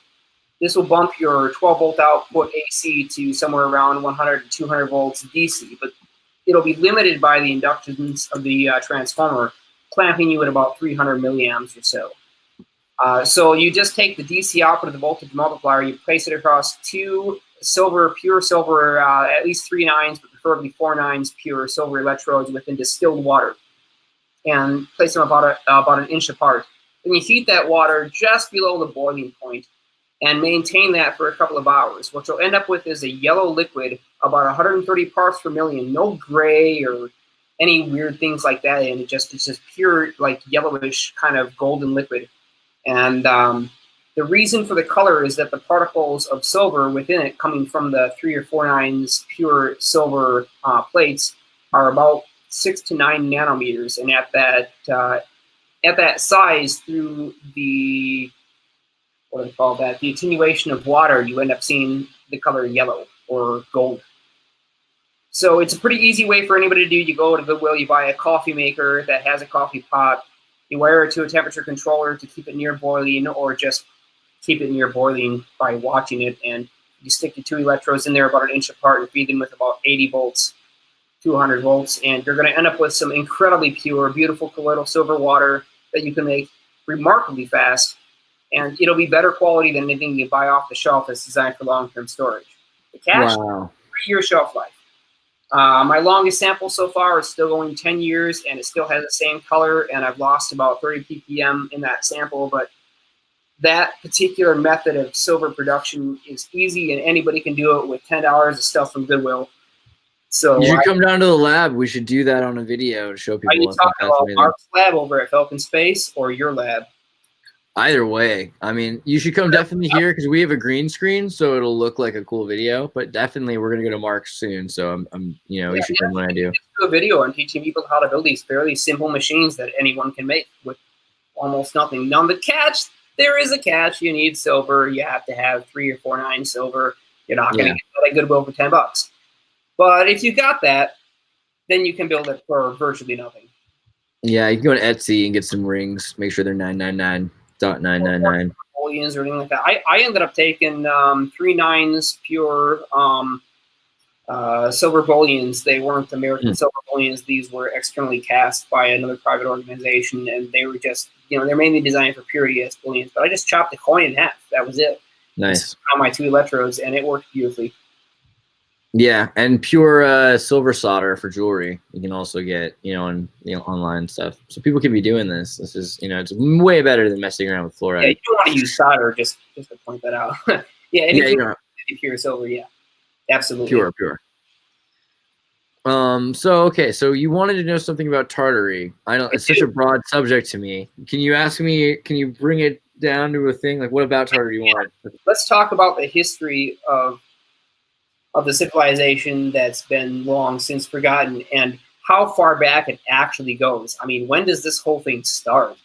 Okay, I'll give you the fun part, which is the Matrix part, which is that we don't know what year it is. I think that's the part that a lot of people are like, "Oh, this is fun," because the Jesuit calendar has been affected, and then a lot of places use a different calendar into the 1920s in Belgium and Brussels, in Bulgaria they use a different kind, in Russia and different places, and people continue to around the world. But what the official history of the world is that in the 1700s, the Jesuits were excommunicated from the church after they'd gone around the world, and they'd gone to Japan, and they'd converted a third or half of Japan to Catholicism. And no one really taught. And this is not even myth. This is all official history. Is that you can watch a Scorsese film about it. Endo's Silence is a film out of a book that he made. It's because there are 2 million Brazilian Japanese, and Endo's one of them, and he studied the Japanese crisis because a lot of them escaped. So at this time, Paraguay had a huge Jesuit empire. It was a Jesuit republic, and so the way the Jesuits worked is they took everyone's kids away from them basically and raised them. And everybody was forced to intermingle in Paraguay. They didn't allow anyone to be European to European marriage or indigenous to indigenous. They wanted everyone. They essentially created the Hispanic community through forced mixing, and it was by law. You could not otherwise. And then, but the thing was, Paraguay was 99% literate, and it looked like Rome. I've been there. It was after the bombing, though, because hundreds of years later. But it looks like Rome. It's beautiful Colosseum kind of place with classical architecture and everything. And there was a war called the Triple Alliance War all around this time, where the Argentinians, the Bolivians, and the Brazilians came from all angles and killed 99% of the population. Wow. So completely wiped out this place that was, again, 99% literate, probably about 100% literacy. They were astronomers, they were physicists. Like, what we lost is so big that it's the greatest example of one of the states of Tartary kind of a thing. But we don't know very much about what it was like before, because what we're told is that everything was erased. When black kids in the 1900s went and asked, "What about my history?"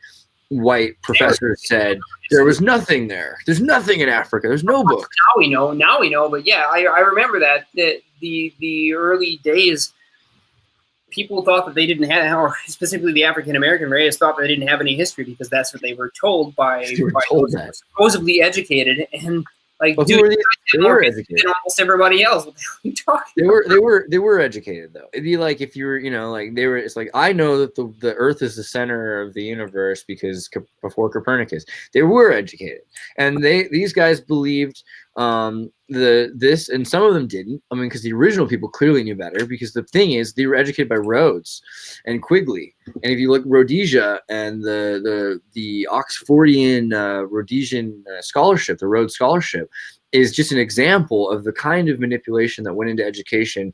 But it's Africa. It's Africa. Rhodesia is Zimbabwe now. It's Africa that they took over, and South America as well. So you have to tell people that there's nothing, because why else would you want it? Oh, well, there's something I want. No, there's nothing there, and we're just dealing with it. And I wish we weren't here. I mean, the whole thing is just an exploitative power play. But that's why the narrative of Tartary is so interesting. You start looking back and you're like, wow, there's this priest in the 1700s in Brazil that built airships.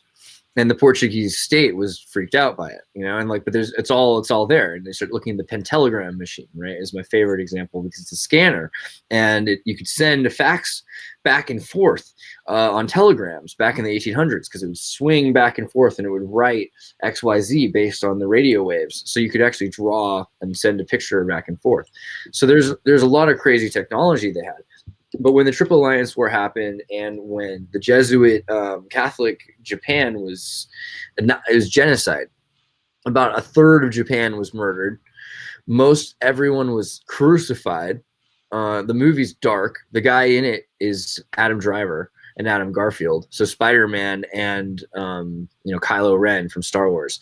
Good movie. Definitely watch Silence. But these two priests go to Japan. They're like, how could anyone do this stuff? Because they crucified the hell out of these people. It was like really, made them spit on crosses, did whatever they could to destroy their faith.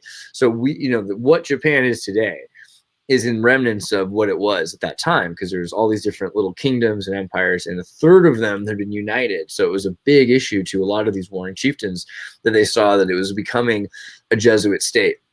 And it might have even been that it already was some sort of a thing like that, because there are people that believe that Jesus had been in Japan or some kind of thing like that. Because for a long time too, that eventually he went east and started studying those traditions more. Mm-hmm. And another theory I've heard is that he was in contact with people from the East, and most of his major discoveries were made through that study, and most of the lessons that he conveyed post that point up to about 33 years were coming from traditional teachings of the East. Well, it's fascinating how many cultures, first off, how many people have that story? The Japanese, the Italians, the Russians, Greeks, the Africans, the Americans, Joseph Smith. Everybody's got that story, but there seems to be some credence to this idea that there was a dude. And then you look at the story of Christ. Christ is missing from his bar mitzvah, right before his bar mitzvah. So there must have been a crazy party all the way till when he's doing yoga in the desert and he hasn't been eating and the devil's tempting him. It's like, okay, so clearly something happened there. He learned yoga and he's got long hair and he's a weirdo. Like, and he's, so something's gone down. Like, we all know that. Yeah, but like, something, whatever it was, he obviously has some kind of mind-opening experience and changed the way that he lives his life. And a lot of people, I have friends from India. They're like, yeah, of course he was here. We have guest books, like in the temples. So there was a dude who signed it, and he took off his sandals and he came in. He did what he was supposed to do. But what's cool in the Bible is there's a point when he's saying crazy meta stuff, and he mainly says meta stuff to children. And so his apostles are like, dude, when all these people come through, why do you talk about mustard seeds? Like, why don't you go on about it kind of is like, and he's like, well, because they've never experienced the kingdom of heaven. The symbols they have are mustard seeds. I'm speaking to them in the symbols they understand. You know what I mean? Right. In the literal sense, you talk about mustard seeds because they were such a tiny, tiny little seed that became such a humongous thing. Oh, I mean, they're great Jungian archetypes, but it's a great metaphor for how limited the perspective of his audience was, because they were not Hindu. They had not, these people had not gone to India and had this day in the desert, 30 days in the desert. So he had to kind of bring it down to a level. So a lot of the time people are like, well, Yeshua never talked about other religions. It's like, well, A, he didn't need to, because it wasn't about organizations that he wanted to be a part of. It was more about self-discovery. And B, it's like, would you have understood anyway? Like, that's all. The knowable Tao is not the eternal Tao. So the stuff, he talks about is like, there's the thing, like, which is the most important of the 10 commandments? And he doesn't name any of them. He says, love, God and love your neighbor. Not even your friend, just your neighbor, and it's like respect will cover all the rules. So it's breaking down the mold, because he's like, all right, I can't use these symbols. It's because no one's ready for them yet, Oh, I just lost audio for a second here. What's going on? Oh, here we go. We're back. Michael Wise says Jesus discovered the monatomic ormus white powdered gold and traveled with the pharaohs, which gave him his abilities. Emoji. That is an interesting theory. It is. I would read that Anne Rice book. Because I don't know enough about white powder gold. I couldn't. Really? I tried to make it. I've tried several times to make the pure white powder gold. I've never started with pure gold sample though, so I've always tried to extract it from other things in trace amounts and then isolate it out. But I've never actually tried to make it from scratch through the alchemic methods, starting with the that'd be fun. element I want and then converting it into the form of the element that I want. For the obvious reason that I can't afford a block of gold to play with. Maybe a piece of gold foil. Is that not enough gold? You need more than no. Yeah. I mean, I need enough mass to observe and put on a scale, and the unfortunate fact is I don't have like a microgram or sub-microgram scale that would allow me the tolerance to guarantee results that we're getting will be reliable, repeatable, that kind of stuff. So I might be able to achieve something with less, but I don't think that it will be anything I could convey to other people on how they could repeat the experiments unless I had enough to actually work with and figure out why it is or is not working in the particular fashion that I think it is. Oh, yeah, by the way, sorry. So just to let me forget, flamenco. So that's the next part. So here's the deal. But yeah, let's make monatomic gold. I think anybody here would be down. I mean, guys, if you guys want to see actually have it made, like let's get it together. Let's get some gold for this guy to make some, and we'll make it on video. Yeah, so that's hard. I mean, you have to dissolve it. You have to acidify it. You have to basify it. Then you have to extract it out. And that's not really an incredibly complicated process as long as you start with the right materials, which, of course, begin with gold and fairly pure acids and bases. But the others are easy. The gold is the hard part. So, yeah, if I had some, I'd be glad to make some and send out samples to people who want to play with it. I don't think it's incredibly difficult to produce. So, okay, you asked, when did this all happen? Yeah. So roughly. How old? So Flamenco is a Russian chronologist. There's a number of people like this.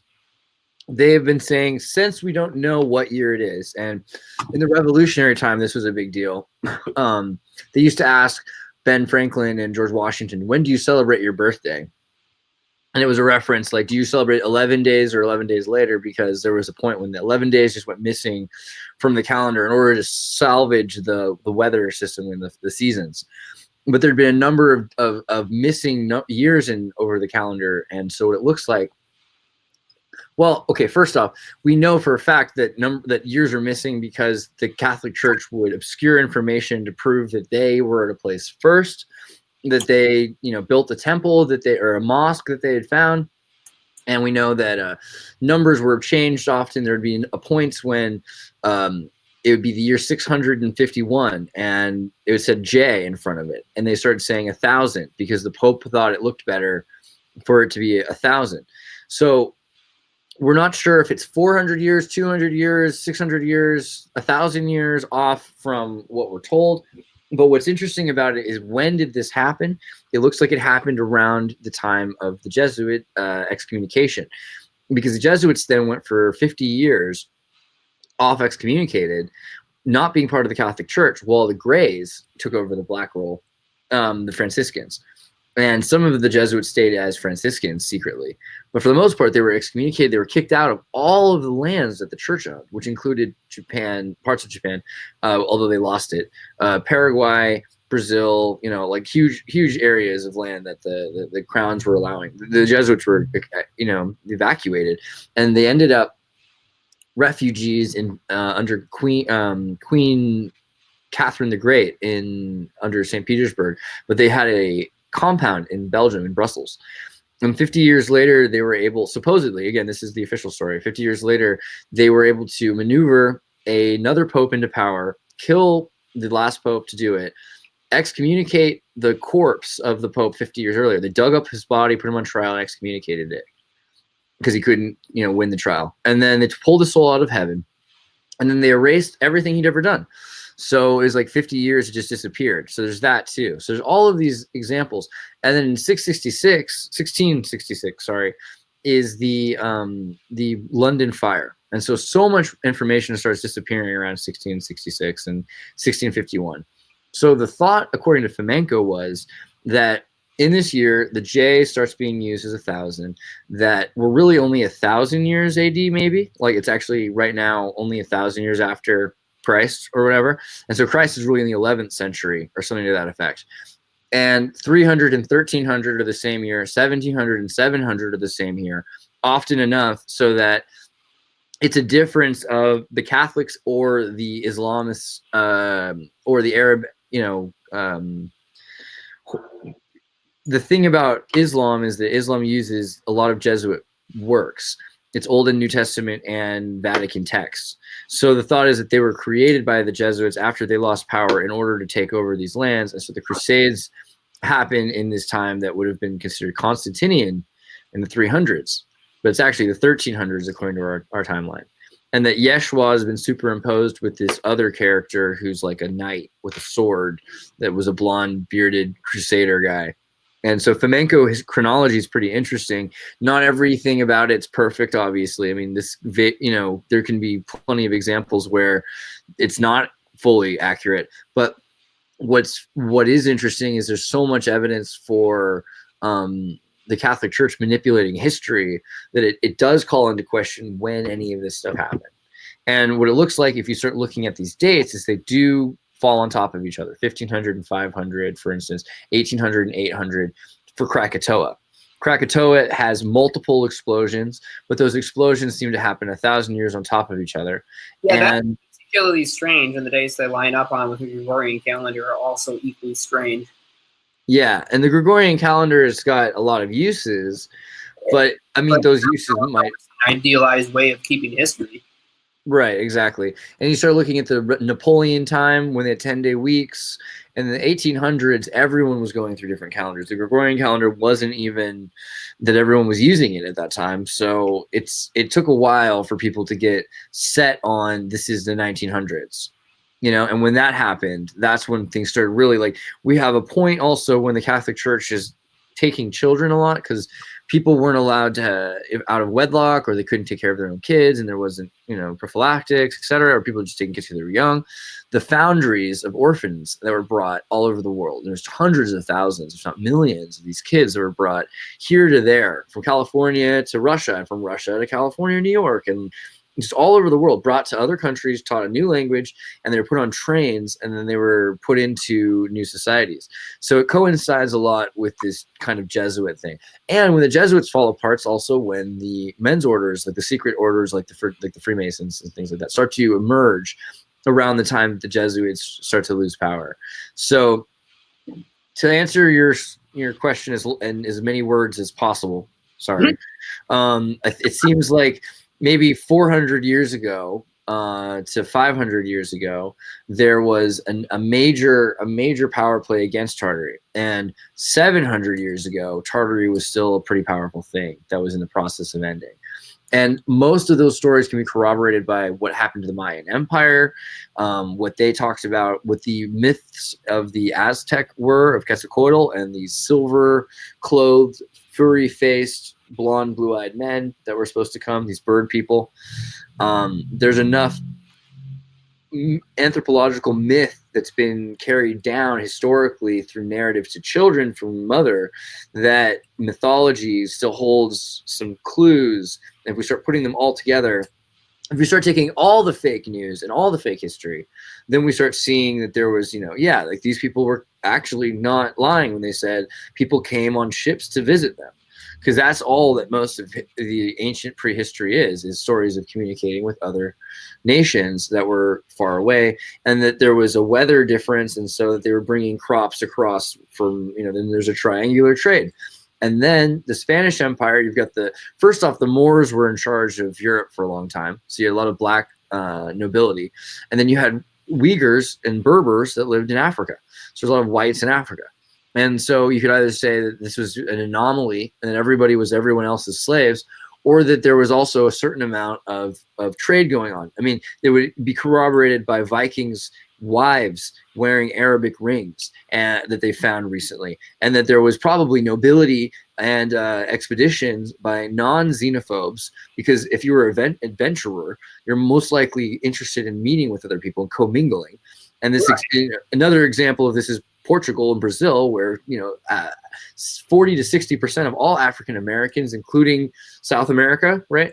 Most African Americans in the Western Hemisphere speak Portuguese, and it just is a testament to how this culture was a fusion, because they brought less women, they brought more women as slaves, and the men ended up intermingling, and so the kids became mulatto. And so America's filled with examples of that. But then we start seeing that there was Africans that were already in America, and we start to wonder if they're even African, because they're just black. There's Haiti looks like it was a highly developed place far before it was taken by Napoleonic powers after France. And you look into the Wiseman frankincense and Ferengi and the Franks in Africa, and the reason why that they were so desperate to get these obelisks from Egypt to France and the Louisiana territories. And you're like, oh, okay, there was a giant empire that was sophisticated, that connected Canada to Brazil and to Africa, and that the West Africans were communicating on these trade routes. And I've been there. I've been to Brazil, I've been to Bolivia, I've been to the mountains. I've seen where they have partial pygmy, partial indigenous Quechua people that live there. And you can believe that they were brought there as slaves, that they brought a bunch of these tiny little pygmies, but it seems more likely that what it was that these were the boats people. And there's a lot of examples of boats people that were out, into Africa, into America after a deluge. And when you start seeing multiple hominids, it also conflicts with the European theory of there being this apex European that exists now. And that before that, there was lesser people, and that we've evolved to be the best. And it's like, we haven't. Like science. We're the best for now, but we're near the best that ever has been on this planet. Well, it depends on what you consider the best, because the thing is, like, we're very weak compared to some of the earlier hominids, right? And apes, for instance, can lift like 70 times the weight that we can proportionally. We are able to swim. They can't. We have reptilian posable thumbs, like our hands are like lizards. There are a lot of cool things about being human, but humanoids in general, if you look at Heidelbergensis, the Peking man, the Denisovan, the Neanderthals, Neanderthals were some major opposition to the, sorry, I love that pun, but there's a lot of people that were like thinking that Neanderthals were stupid. It's like, oh, they're bigger, their brains are bigger. Why? Oh, well, so they could bang heads into each other because they're not us. And oh no, we're 5%, we're 1%. Oh, actually, Neanderthals are okay. And it's the same thing, Floriensis. Oh, they're the little people, so they must be dumb.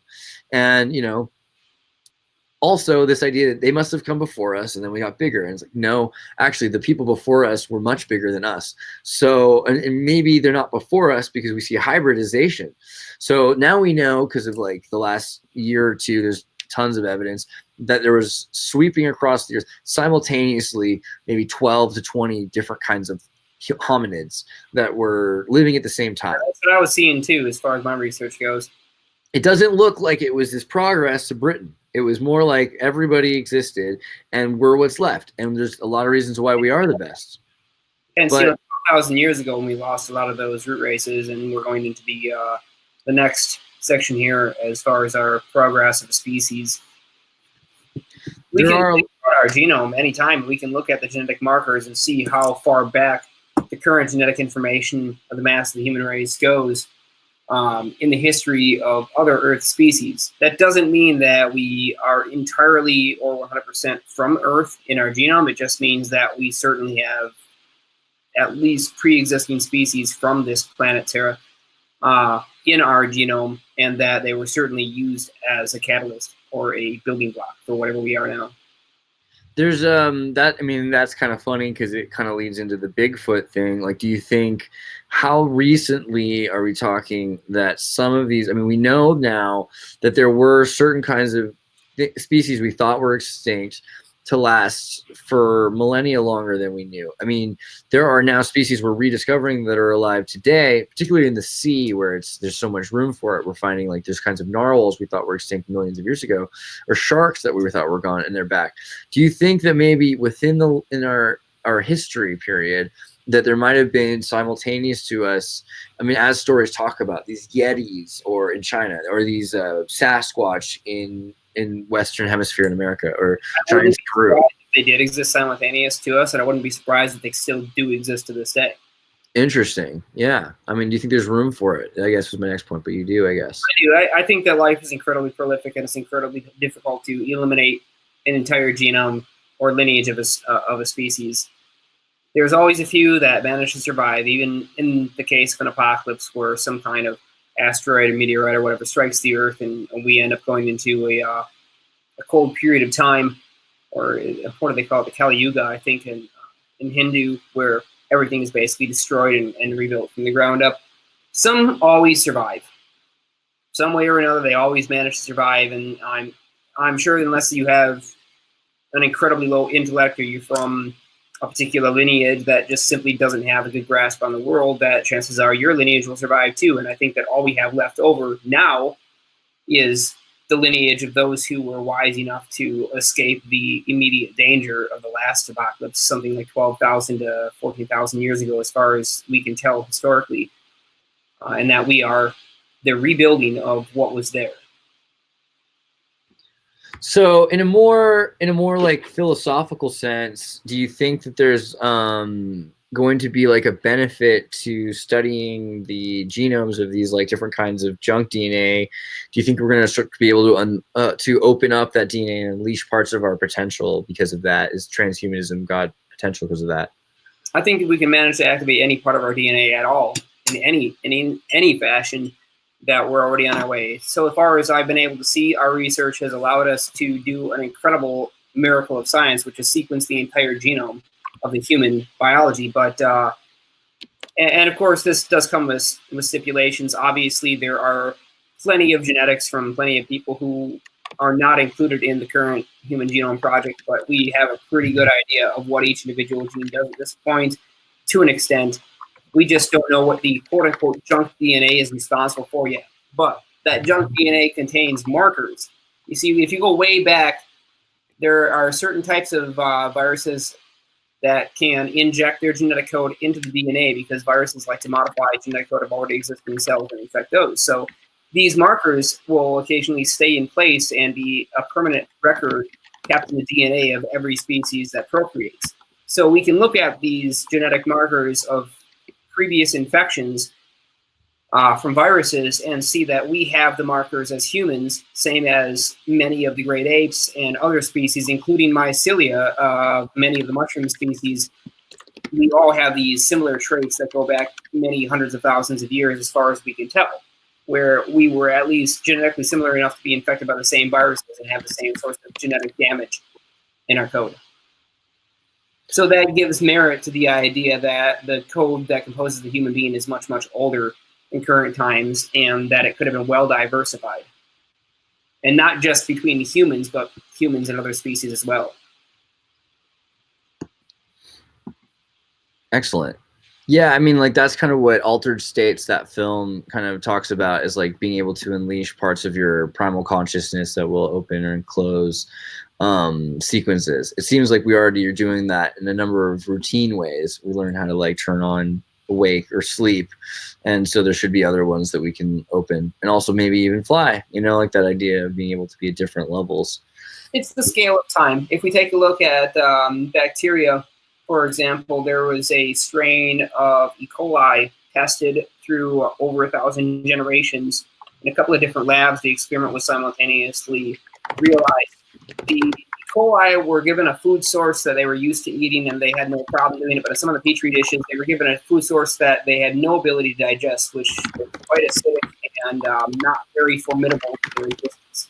It didn't take but 2 or 3 generations for them to completely adapt the ability to digest a new type of food source and no longer be as good at digesting the old type of food source that they were used to. So the fact that they changed this in such a small number of generations doesn't say, oh, their genetic code is totally different now and they can eat a new type of food and they're a different DNA. No, there's still the same E. coli DNA that was there previously. They already had the code to activate and utilize this new food source that they weren't previously using, but in activating it, they also lost the ability to utilize a previous food source. So all it says in summary is the information was there. It was already in their DNA. They had to have the right environmental circumstances to have it activated, but it happened on its own accord.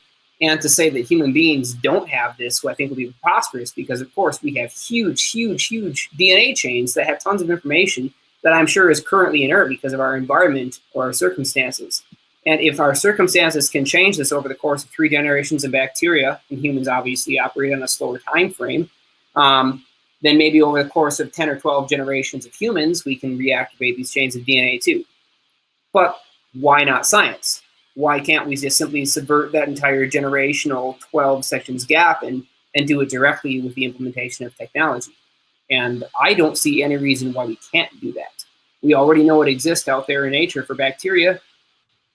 We just don't do it right now for humans. But of course, plenty of labs across the world are working on this exact thing right now and trying to do precisely that for the purpose of anti-aging or disease control or immunity or any number of other reasons that make humans resilient to survive on this fairly caustic and hostile planet that we live on.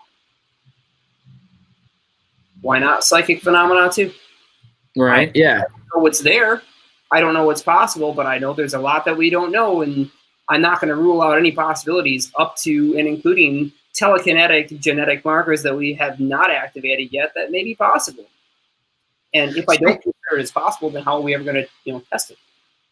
Speaking of which, you've been probably seeing in the comments, like, plenty of people like Fungi want to introduce like talks of flat. I'd rather not do that right now, but what I'd like to, like, in reiteration of what you just said, is invite you at some point. Would you be down to come to the Discord, and like, if I have somebody who has some information that you've never heard before, we could talk about it and you could rebuttal it in any respect. Like, we could have another conversation sometime that was more about that. Learn. If somebody has information that I don't have, I'm going to consider it against all the information that I currently do have, but also understand there may be stuff there that I don't know about. So I'm not here to smash on anybody's brilliance. I just want to learn. And if information that I don't have, I want it and need it to increase my knowledge of how the world works. So absolutely, I'm down for that. I think that's like a friggin' brave answer, man. Like, I don't know what else anyone could ask. Like, I'm thinking, like, you got a guy who's really open-minded here, who's willing to like study anything, and he's doing tests and experiments in real life, and he's thinking about it. So I'm not going to say I'm not extraordinarily skeptical. That would be deceptive. I am very skeptical. Thank God you are. I'm not going to go and take that skepticism and put it into the public platform and try to like humiliate or shame somebody for presenting an idea that they have evidence for, they believe.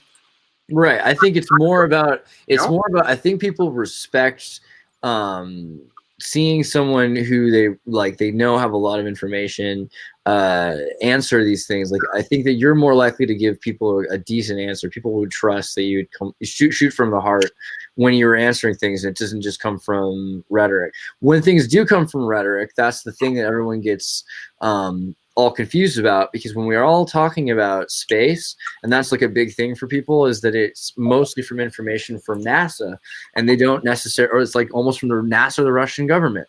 Two things people are historically known not to trust, and so it becomes more about like, what can you test? What can you? I work with the calibration laboratory, and the huge dissonance between conspiracy about NASA and what's actually going on there today is pretty stark. Like, everybody wants to rip on the entire organization, but the truth is NASA isn't one big facility where all the conspiracies happen. NASA is a number of many different facilities across tens of thousands of researchers all working on a particular thing. And although it's funded by the American people, which is like the single thing that ties all of NASA's research together, the organization itself isn't a single entity that unilaterally believes the same stuff. They try to split up their areas of interest.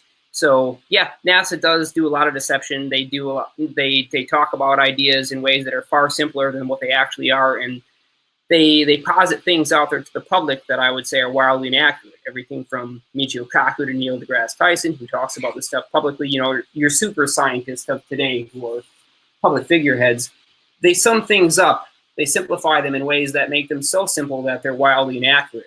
It doesn't make them inherently wrong. It just makes them not useful because there's not enough information. That tends to be the most, I think most people would agree with you that Neil deGrasse Tyson's kind of if not disinformation, stupefying the scientific musings of the audience, and it leads people away from. I mean, sometimes it's nice to talk about history because he does do some nice stuff about Bruno, but in general, I think Neil deGrasse Tyson doesn't really explore in the same way that like he acts like he does.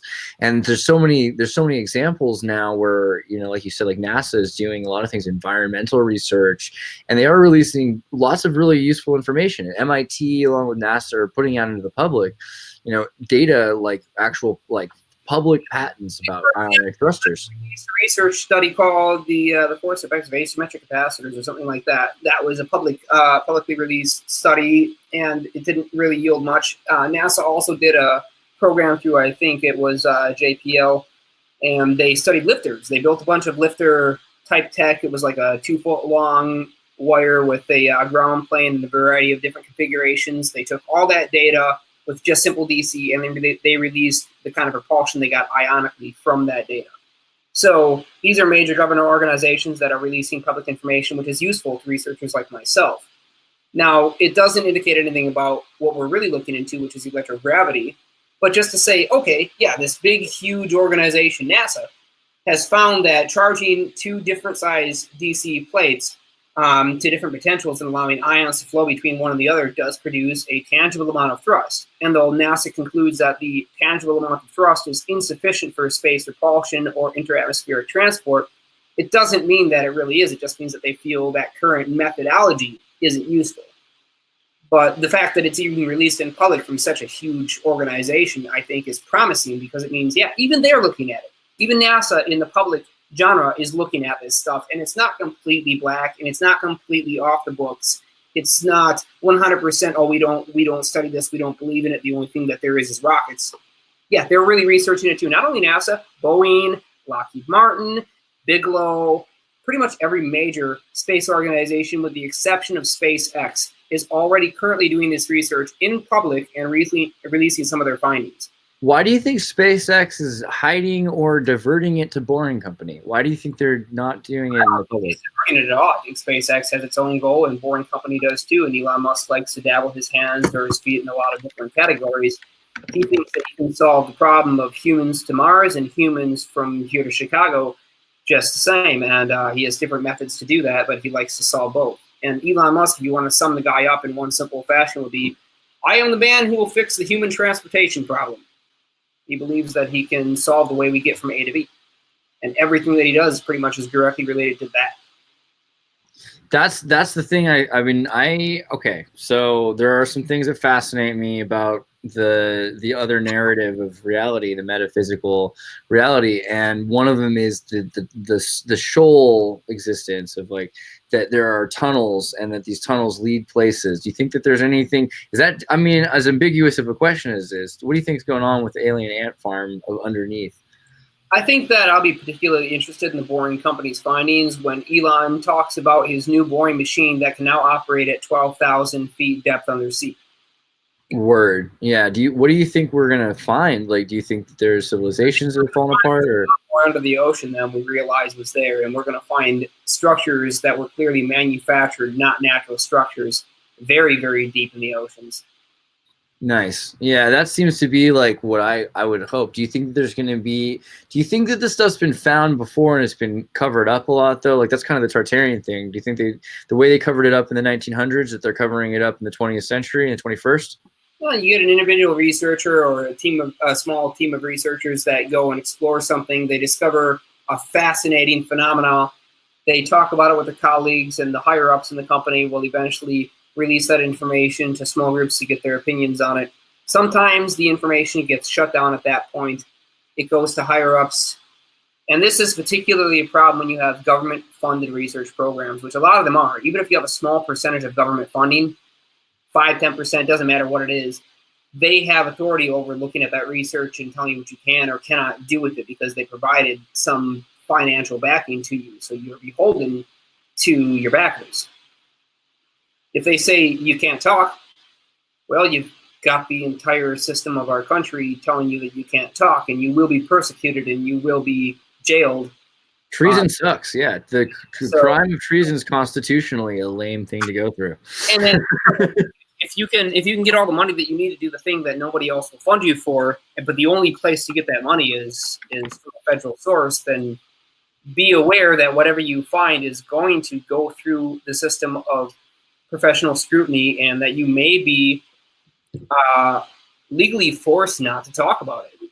And the only way to really get around this is to use what's already considered publicly disclosed information, or stuff that's out there right now, which is like when I talk, I can talk about a quite wide breadth of technologies, but things that I can't talk about are stuff that I get from programs or individuals involved in programs that are currently blacklisted.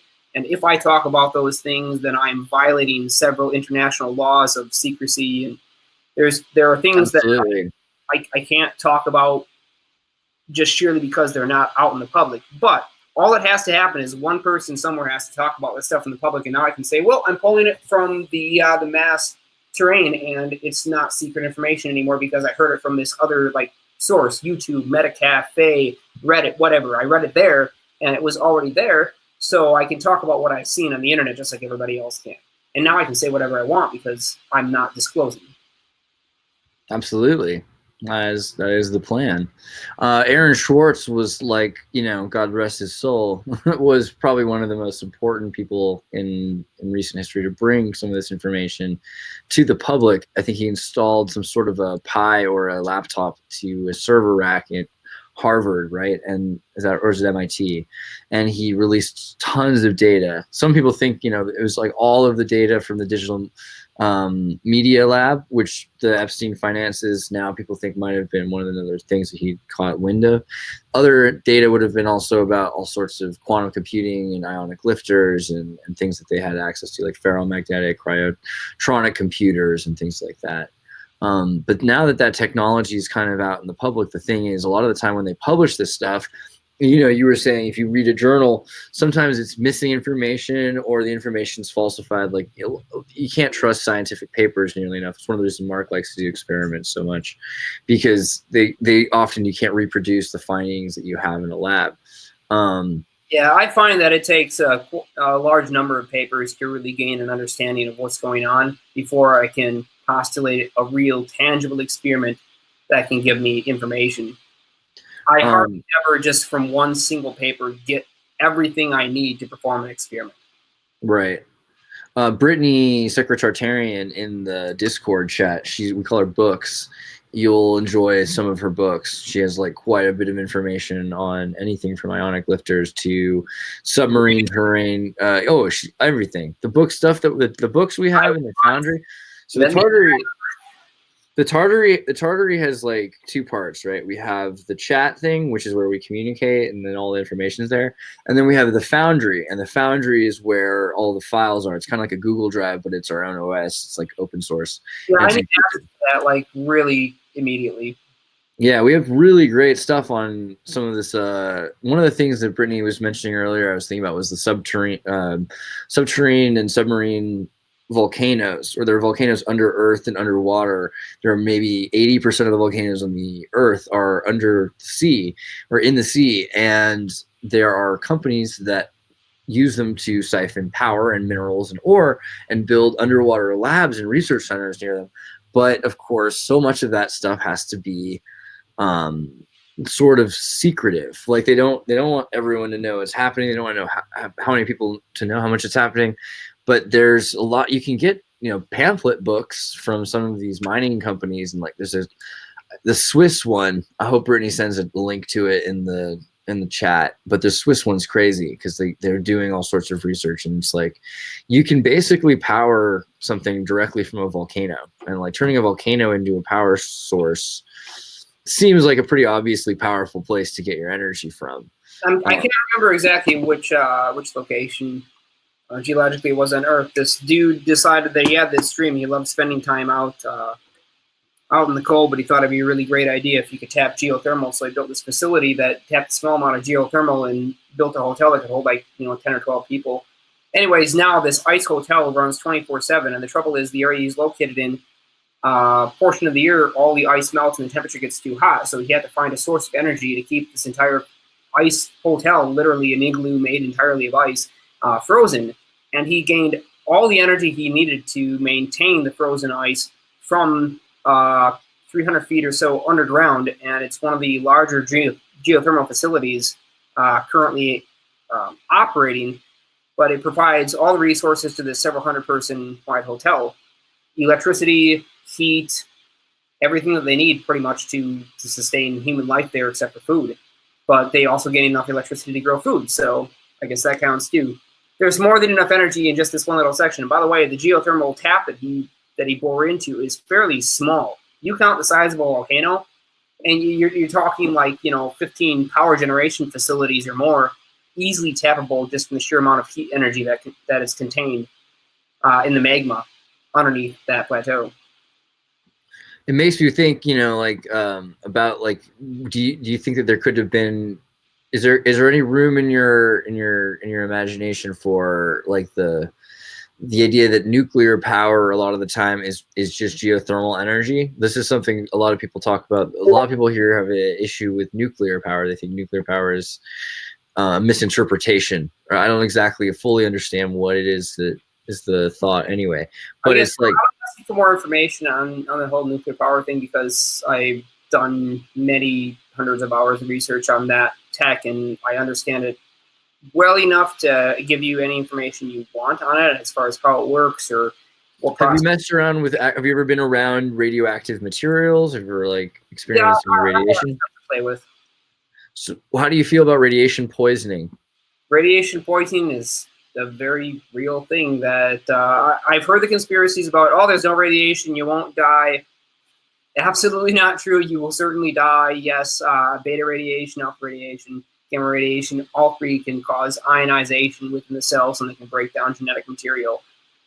So this is something that's I think pretty well recognized at this point, and you can just watch individual cells on a slide under a microscope and watch them breaking down as they get bombarded with alpha particles. So if there really is a question in people's minds about whether radiation is dangerous, I think that should be pretty well concluded right now by saying, yes, just watch a video of a microscope slide with human cells on it being exposed to a small level of alpha radiation or beta radiation, and watch them die before your very eyes. Do you think that there can be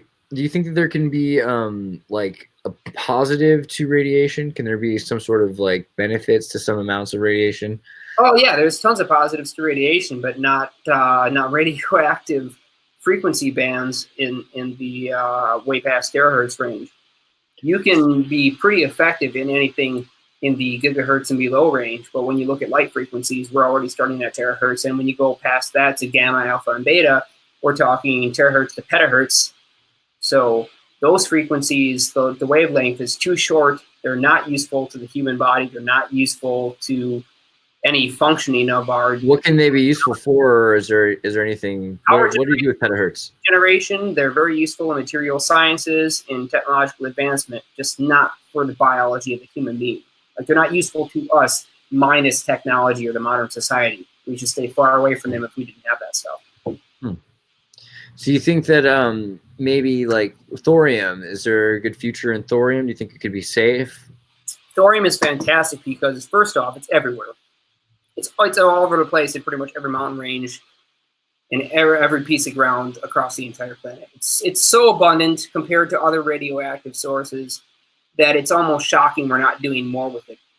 And the reason why is because thorium was previously banned by the United States government and then other governments across the world for independent research. They theorize that although thorium is not dangerous, explosive, particularly deadly, or even on its own in small quantities, radioactively detrimental, it's considered to be something that if you build up enough of it, you could create a public problem where other people might be exposed to radiation they were not supposed to be exposed to. Can it be done safely? Absolutely. Thorium salt reactors were done by the Navy. They were done by Bigelow. They were done by a variety of different industries. And thorium reactors have been proven to work. They produce more power than they consume. Thorium breaks down. It generates extra heat. And the great thing about it is that you can shut down the reaction and you don't have a catalytic response.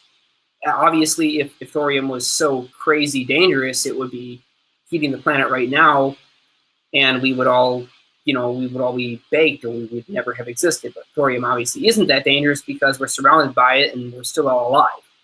So yeah, it seems like there could be people already using it, and because a lot of the time I see over the last 15 years, I've been looking at thorium since 1999 or something like that, at least, and 98, and like it was maybe even heard about it as far back as 97. Companies working on it and then disappearing, though almost all of them would just disappear. Like He's asking, and Brittany's commenting a lot about where does thorium come from, how much of it do we have, that kind of stuff, how long is that? So thorium was recently brought into the public domain because of technological mining. We are pulling, and this is mainly happening in China, where we have huge deposits of other rare elements that we use for everything from clear touch screens where we can see through but still be able to passively link to them. Other semiconductor materials that are more rare, gallium, germanium, that kind of stuff. So thorium is almost always found whenever we extract semiconductor elements from the Earth.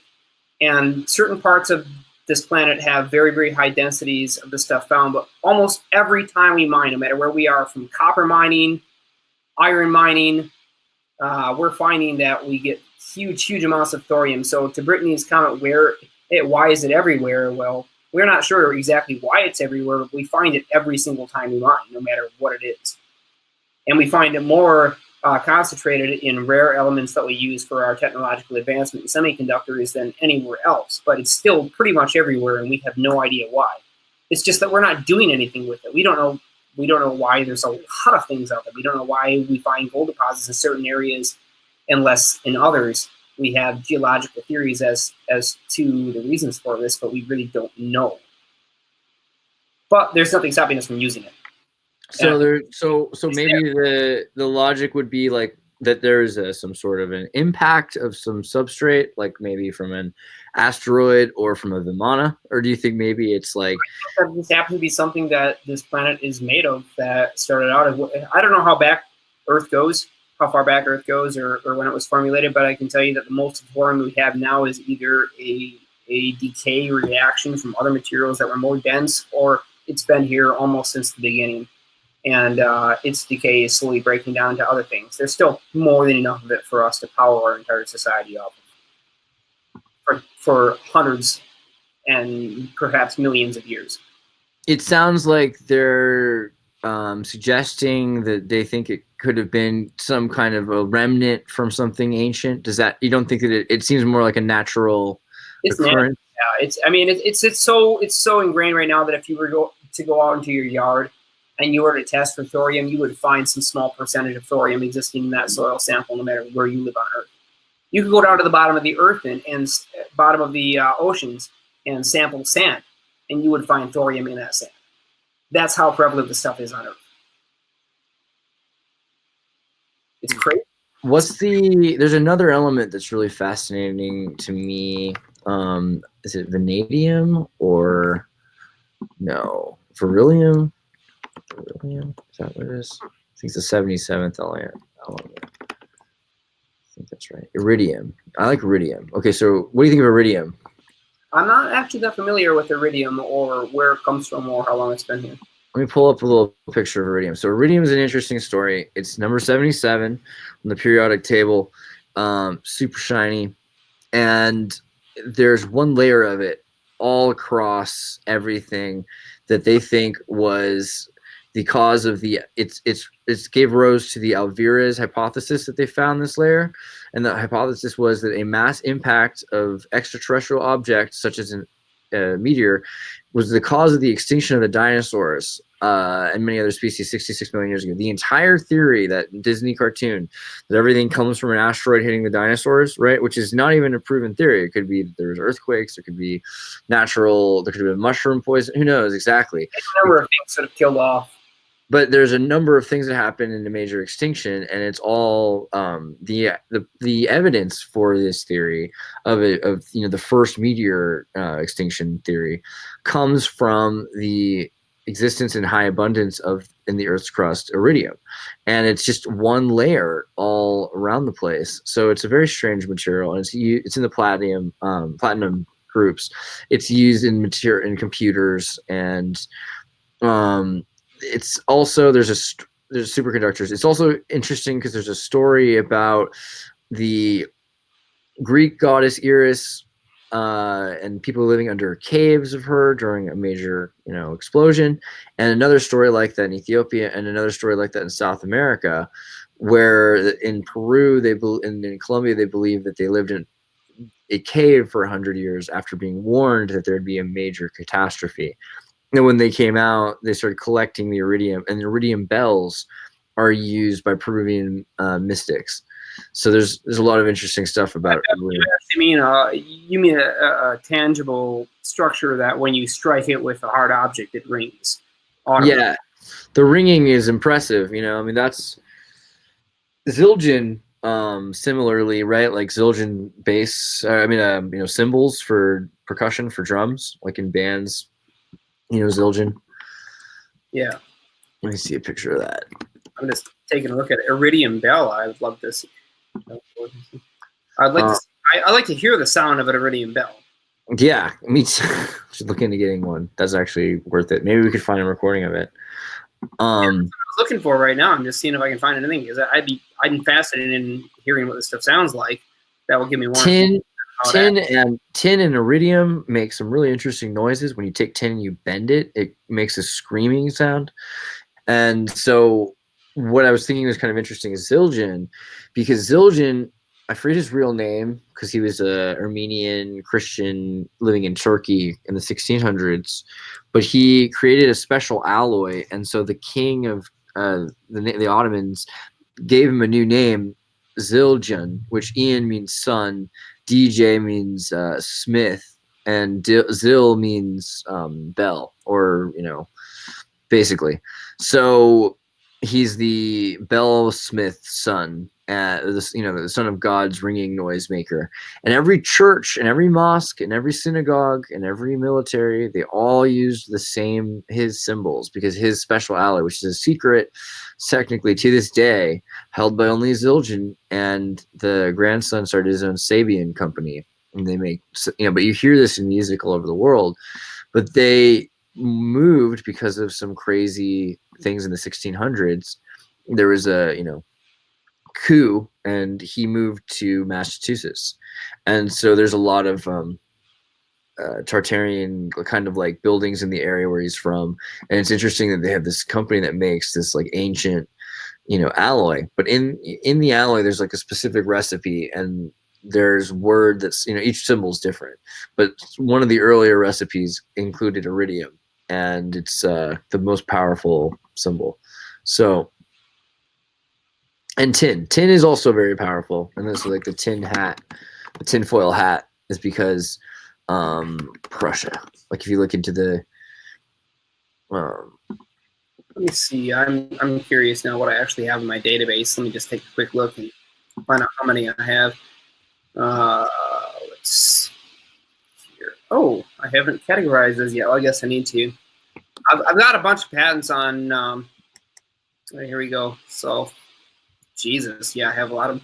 I've got a lot of self-powered and radioisotope technology patents here that talk about how to use a variety of elements like that do constantly emit an EM signal for sources of power.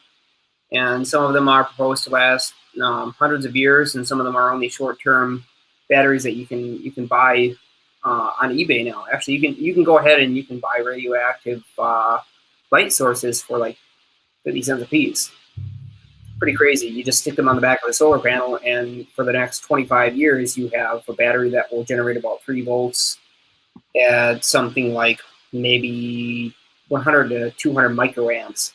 And yeah, that's a small amount of energy.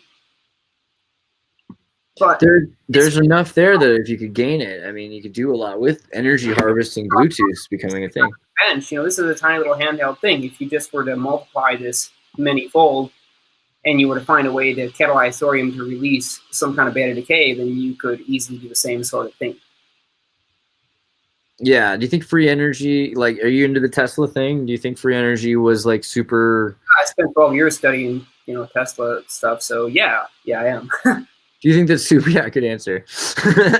And also Dollard, you said, true. So do you think though that there was like he was functioning free energy system? He had something that was like pretty well working already. It was free. It was free in the sense that the source of power didn't cost anything in order to maintain the system outputting energy. It wasn't free in the sense that you had to build an incredible infrastructure in order to make it work. Wardenclyffe Tower was a fine example of this, and that was the whole tapping of the ionosphere. The sun, with its constant depositing of high energy particles into the upper ionosphere, generates a plethora of positively charged ions that drift towards Earth. And if we just simply have a strongly charged negative source, those ions will flow into that source. Now, normally they'll flow through that source as a DC if we don't turn it on and off. But if we do turn it on and off at any given frequency, when the ions flow in, they'll increase the total amount of magnetic saturation of the inductance within the Tesla transmitter. And as a result, more energy will be returned to the grid than is drawn from it in order to generate the high voltage negative field that was necessary to make ionic transport possible in the first place. So it's free because it comes from the sun and it comes through the ionosphere and it's not photonic. It's not free because you have to have a massive transceiver that stands hundreds of feet tall and initially gets powered up from the grid in order to generate the fields to start the reaction. It seems to me that like if you were to take an infrastructure like cellular towers, though, then you already could probably adapt them to something like that. The cellular towers generate Hertzian waves, and regardless of how harmful or not harmful they are, they still generate Hertzian waves. And these are easily stopped and blocked. They don't travel very far, and they have a net polarity of 0 volts, meaning if you were to measure the amplitude between the high side and the low side of the transmitted or received waveform, it would always end up as 0 volts because it's equally positive as negative. That's not how you get ionic drift from the upper ionosphere into the Earth. You have to generate an asymmetry that's not equal between positive and negative. You have to have a more negative than positive, which means the first side of your output AC cycle for your transmission has to start out as a negative polarity. You have to put electrons out there in order to draw the ions in. Then on the opposite side of the cycle, the ions are able to do their transport, and that's where you get your extra energy. But you do have to set up the conditions first. And that's you think you could set up conditions like that by having multiple channels of frequency, like you'd have radio? Little Tesla magnifying transmitter based on the Wardenclyffe Tower, and we stuck a voltage multiplier above it and used the Wardenclyffe transmitter oscillating at 3.3 gigahertz. Megahertz? Yeah, that's what it was. It was a coil that I think was a couple hundred feet long. It was 3.3 megahertz. We were pushing it at about 1 kilowatt, and we were inputting a 160,000 volt DC potential onto the top grid about 2 feet away. And using the ionic transport method from the coronal output of the Tesla coil, the magnifying transmitter, we were able to conduct about 50 watts of energy down that ion channel. And the interesting thing is it was pretty much invisible. You couldn't really see it, but you definitely heard a change in tone when you activated the negative ion source compared to when it wasn't active. And it got louder and it got sharper in its tonality. And I'm sure this is because only half of the AC wave was rectifying, and that's where we're getting our really sharp impulses from. Either way, we were able to amplify the signal that was being conveyed to the primary coil of the magnifying transmitter by adding an external DC. And even though it was DC, the Tesla coil acted as a transmitter acted as a transistor in the atmosphere, switching on and off the flow of ions into its collector as each side of the waveform switched between positive and negative. So yeah, it becomes a big switch. It's like turning on and off the big knife switch, moving it up and down. Every time you connect it and you move it up, connect the knife switch, now you have ions flowing into your coil. When you move back down again, your ions are repelled away from the coil and you have something to push against. So energy does come down, and it is free, and you don't have to pay for that source of power once you have the facility established to generate the voltage necessary to make it flow. I consider that free energy. Even though it's powered by the sun, it's still free. Yeah, certain amounts of harvestable energy. I think that's kind of the word that I'm hearing more is like Bluetooth energy harvesting. So like I hear harvesting. If you look at the Earth, like the entire surface of the Earth over the ionosphere where the sun is shining, the sunny side of the planet is about 700 million watts at about 400,000 volts at every given second of every single day. That's how much energy is there. Now, if you look at what we use as a society, we use a lot more than 700 million watts. We're talking gigawatts of power, many, many gigawatts of power, far more than we have detected according to Feynman's theories and his students' research project about how much energy is actually stored in the ionosphere. But Tesla had a solution for this. He said if you draw more energy from the ionosphere and it comes down, and this is obviously not verbatim quoting, but to interpolate here, he said if you take enough energy out of the ionosphere fast enough that the sun on the sunny side of the earth will restore it, and if you have a lack of charge where you've used it, it'll just simply enter and build up faster than it previously was building up. So we could have more than 700 million watts. Right. It seems like we'd have tons. We could, especially if we look into graphene paint. So supercapacitors, you know much about supercapacitors and paint, thin film? Actually. So thin film supercapacitors are really kick-ass. Yeah, they are. Pardon my Tartarian. But in general, what I like about the idea is photovoltaic cells, they're absorbing piezoelectricity amongst actual radiation. Because they're so thin, they're actually working similar to vacuum because there's a certain amount of lack of insulation. The surface area then can be so long of a Tron bike path that it absorbs that entire volume of surface area of energy. So you can paint a plane with this graphene, laser it, and then it'll absorb energy. And there's even talk now about graphitic lithium oxides, which are aerogels that can then be reharmonized so that after the battery disintegrates from its use of charge, because this is the problem, is that they break down every time you charge them, then this could be realigned and it could be used as a gaseous battery that would then be able to be recharged again. And it's not quite a battery because it's a capacitor. But I mean, if it quacks, you know, and it flies, stoked, you know, and like, so that's going nuts. Oh my God, dude. Your chat is fucking crazy right now. It's crazy. I cannot believe the speed that is coming in at. Which thing is it? Which one is it? Your YouTube chat is just, I can't even keep up with what you're saying in the chat. It's just wild. I've been on Alien Scientist's channel, and I've been on Felt in Space, and a few others. That like your chat is just going nuts, man. You don't even have that many viewers, and you don't even have that many subs. But for the number that you have, your engagement is crazy, dude. Oh yeah, it's quality, man. These people are super engaged. The thing is, a lot of them are from the Discord, and that's the thing. They're there all the time, so it's like. I could name them all off. I could name them all off now. Just what's going on. I think that your engagement is pretty friggin' fascinating. I'm just looking at that and sort of taken back by it.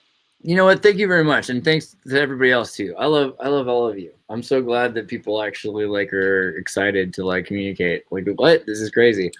It's true. But like the things we're talking about, to be fair, like this is some of the most engaging material because you're talking about actual free energy systems. You're like, oh yeah, I did that. It was cool. Yeah, it could have been better. You know, like that's people are down. You know, like that's why we're trying to like always look towards communicating over like what different ways we can use the same technology. Some of these people have messed around a lot with Victor Schauberger, and that's been something that I've been really interested in. Anybody that's messed with Victor Schauberger, I would love to hear from, because I tell you what, I'm fascinated by that stuff. Do you know Ben Townsend, Unisocial, Pegasus, Darkstar? I'll definitely get you in a talk with him. He's great. He's a remote view, really into computers and Linux, and he's a genius. He's on your level. He's really smart. I mean, he's leaving. He's in Louisiana, but this is remote viewing, so we're just on the internet. It's like the name. I'm going to call this show where we talk to each other just remote viewing. I think because it just makes sense. I have to address this because I was reading the chat from the last transmission that we did together. And the mention was there of the Hutchinson effect, and somebody was like, it could have been Fun Guy who's commenting here in your live chat about, am I the only one that knows about this stuff? No, the Hutchinson effect is something that I've studied for quite a while, and I have done my due diligence to replicate it. It's not happening that easy. I have researched Hutchinson for quite some time. I have him on Facebook.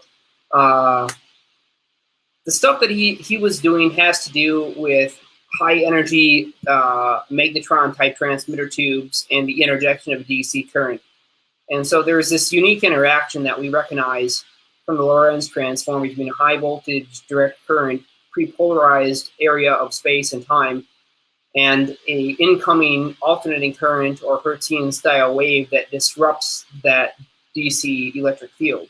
And everything that is immersed in the electric field, that could be metal samples or non-conductive objects like wood and whatnot, they all have to carry the same electric charge that's transferring through them. And every single electron within those structures is diverted by that impulse of electric charge. So what binds molecules together and makes them solid? Well, it's the electrons.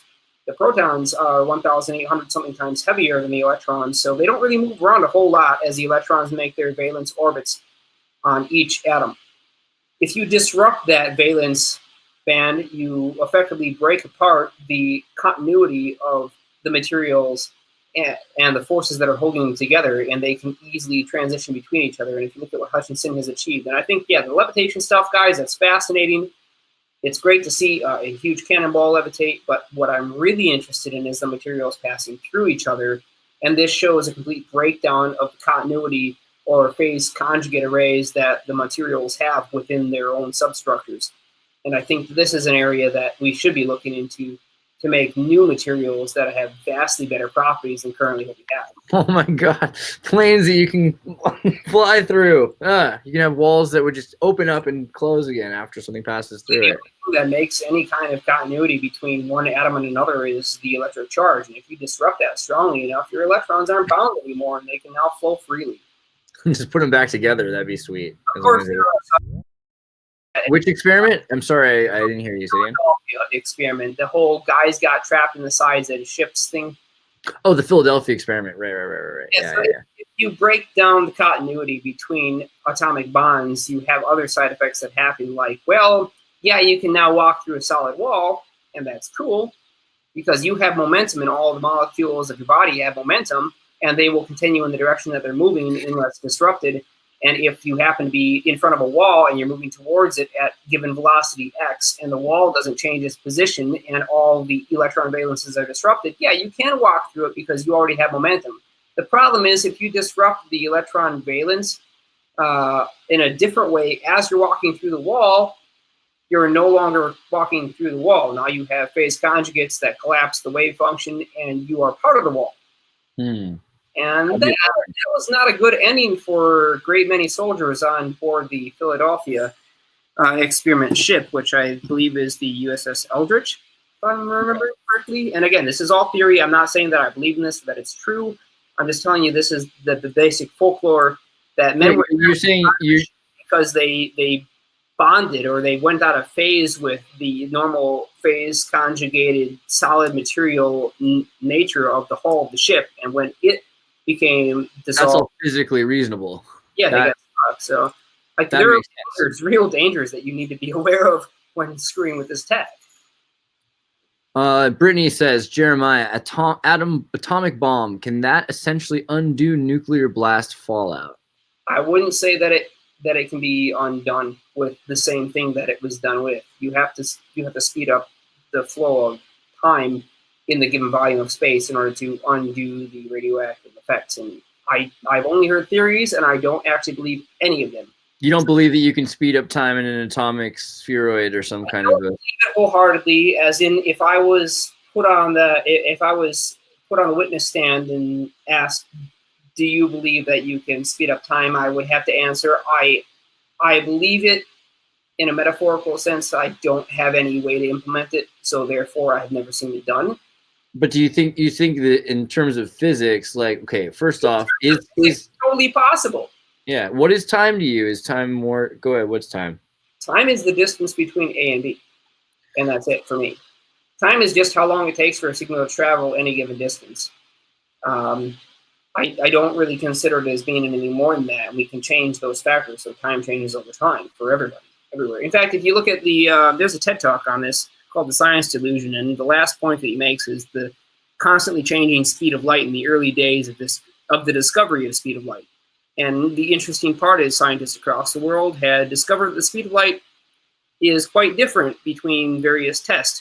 And so the way that it was solved ultimately was all the scientists sort of agreed, and I shouldn't say all, I would say most of the scientists, from the public terrain agreed that the speed of light was X value, 300,000 kilometers per second, or 299 point something kilometers per second.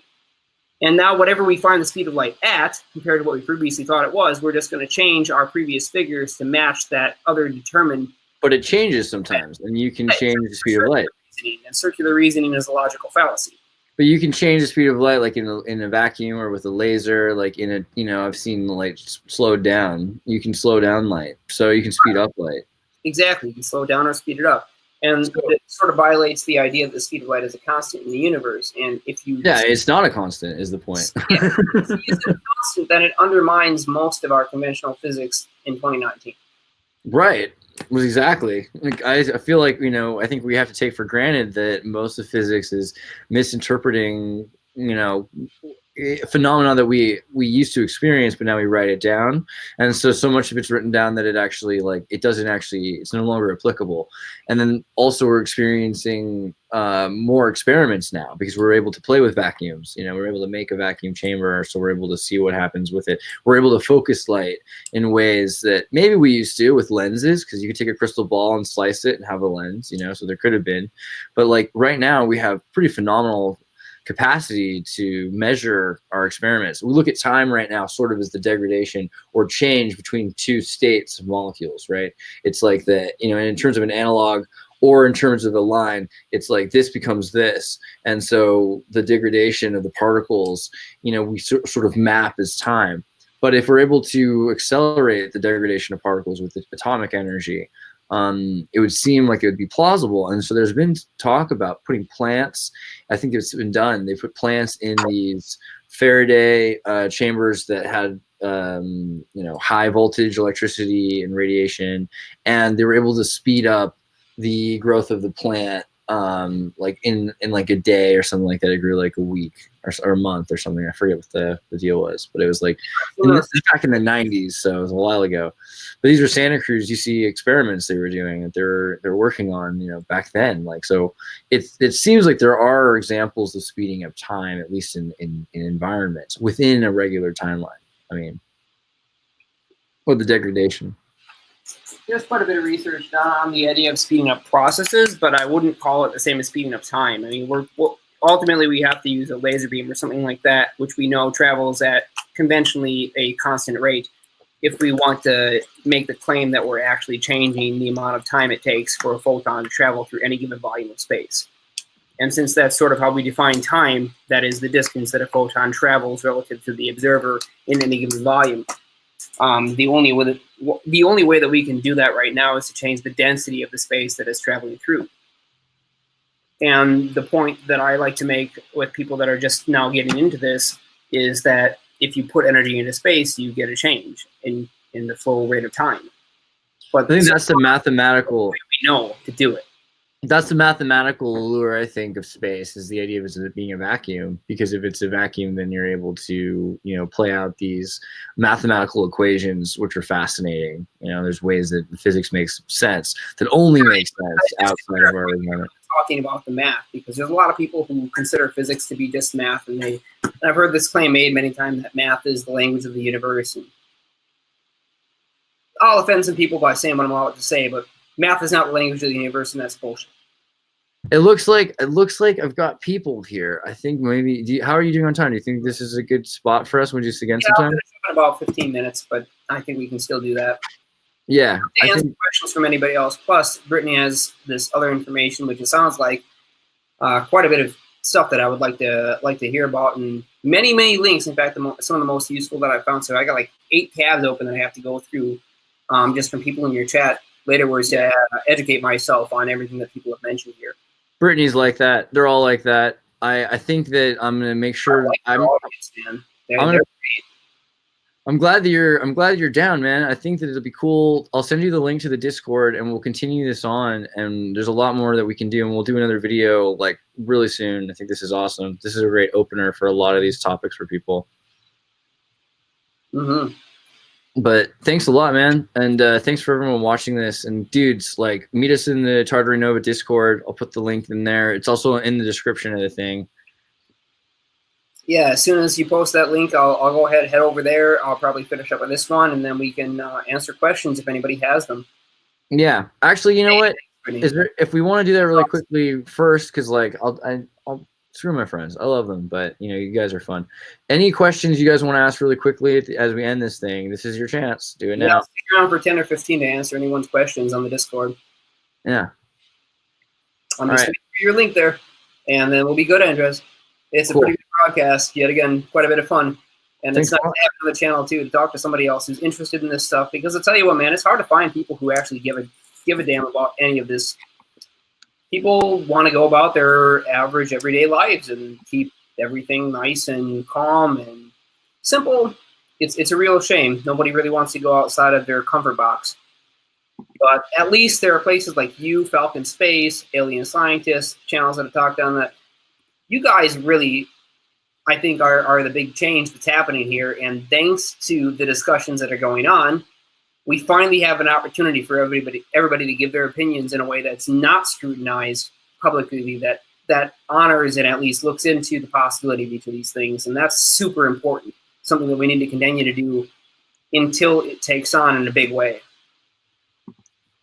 And I don't know how long it's going to take. Maybe that's 10, 15 years. Maybe it's more. I have no idea, but we're not going to stop because it's the only real public information that we're getting out there, and we need an open discussion. And we need chats. We need people with opinions that have more information.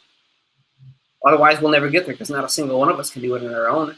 I mean, that'd be a nice concept. My ego tells me I'd love to do it on my own. I'm totally good enough. Reality tells me that's not the case.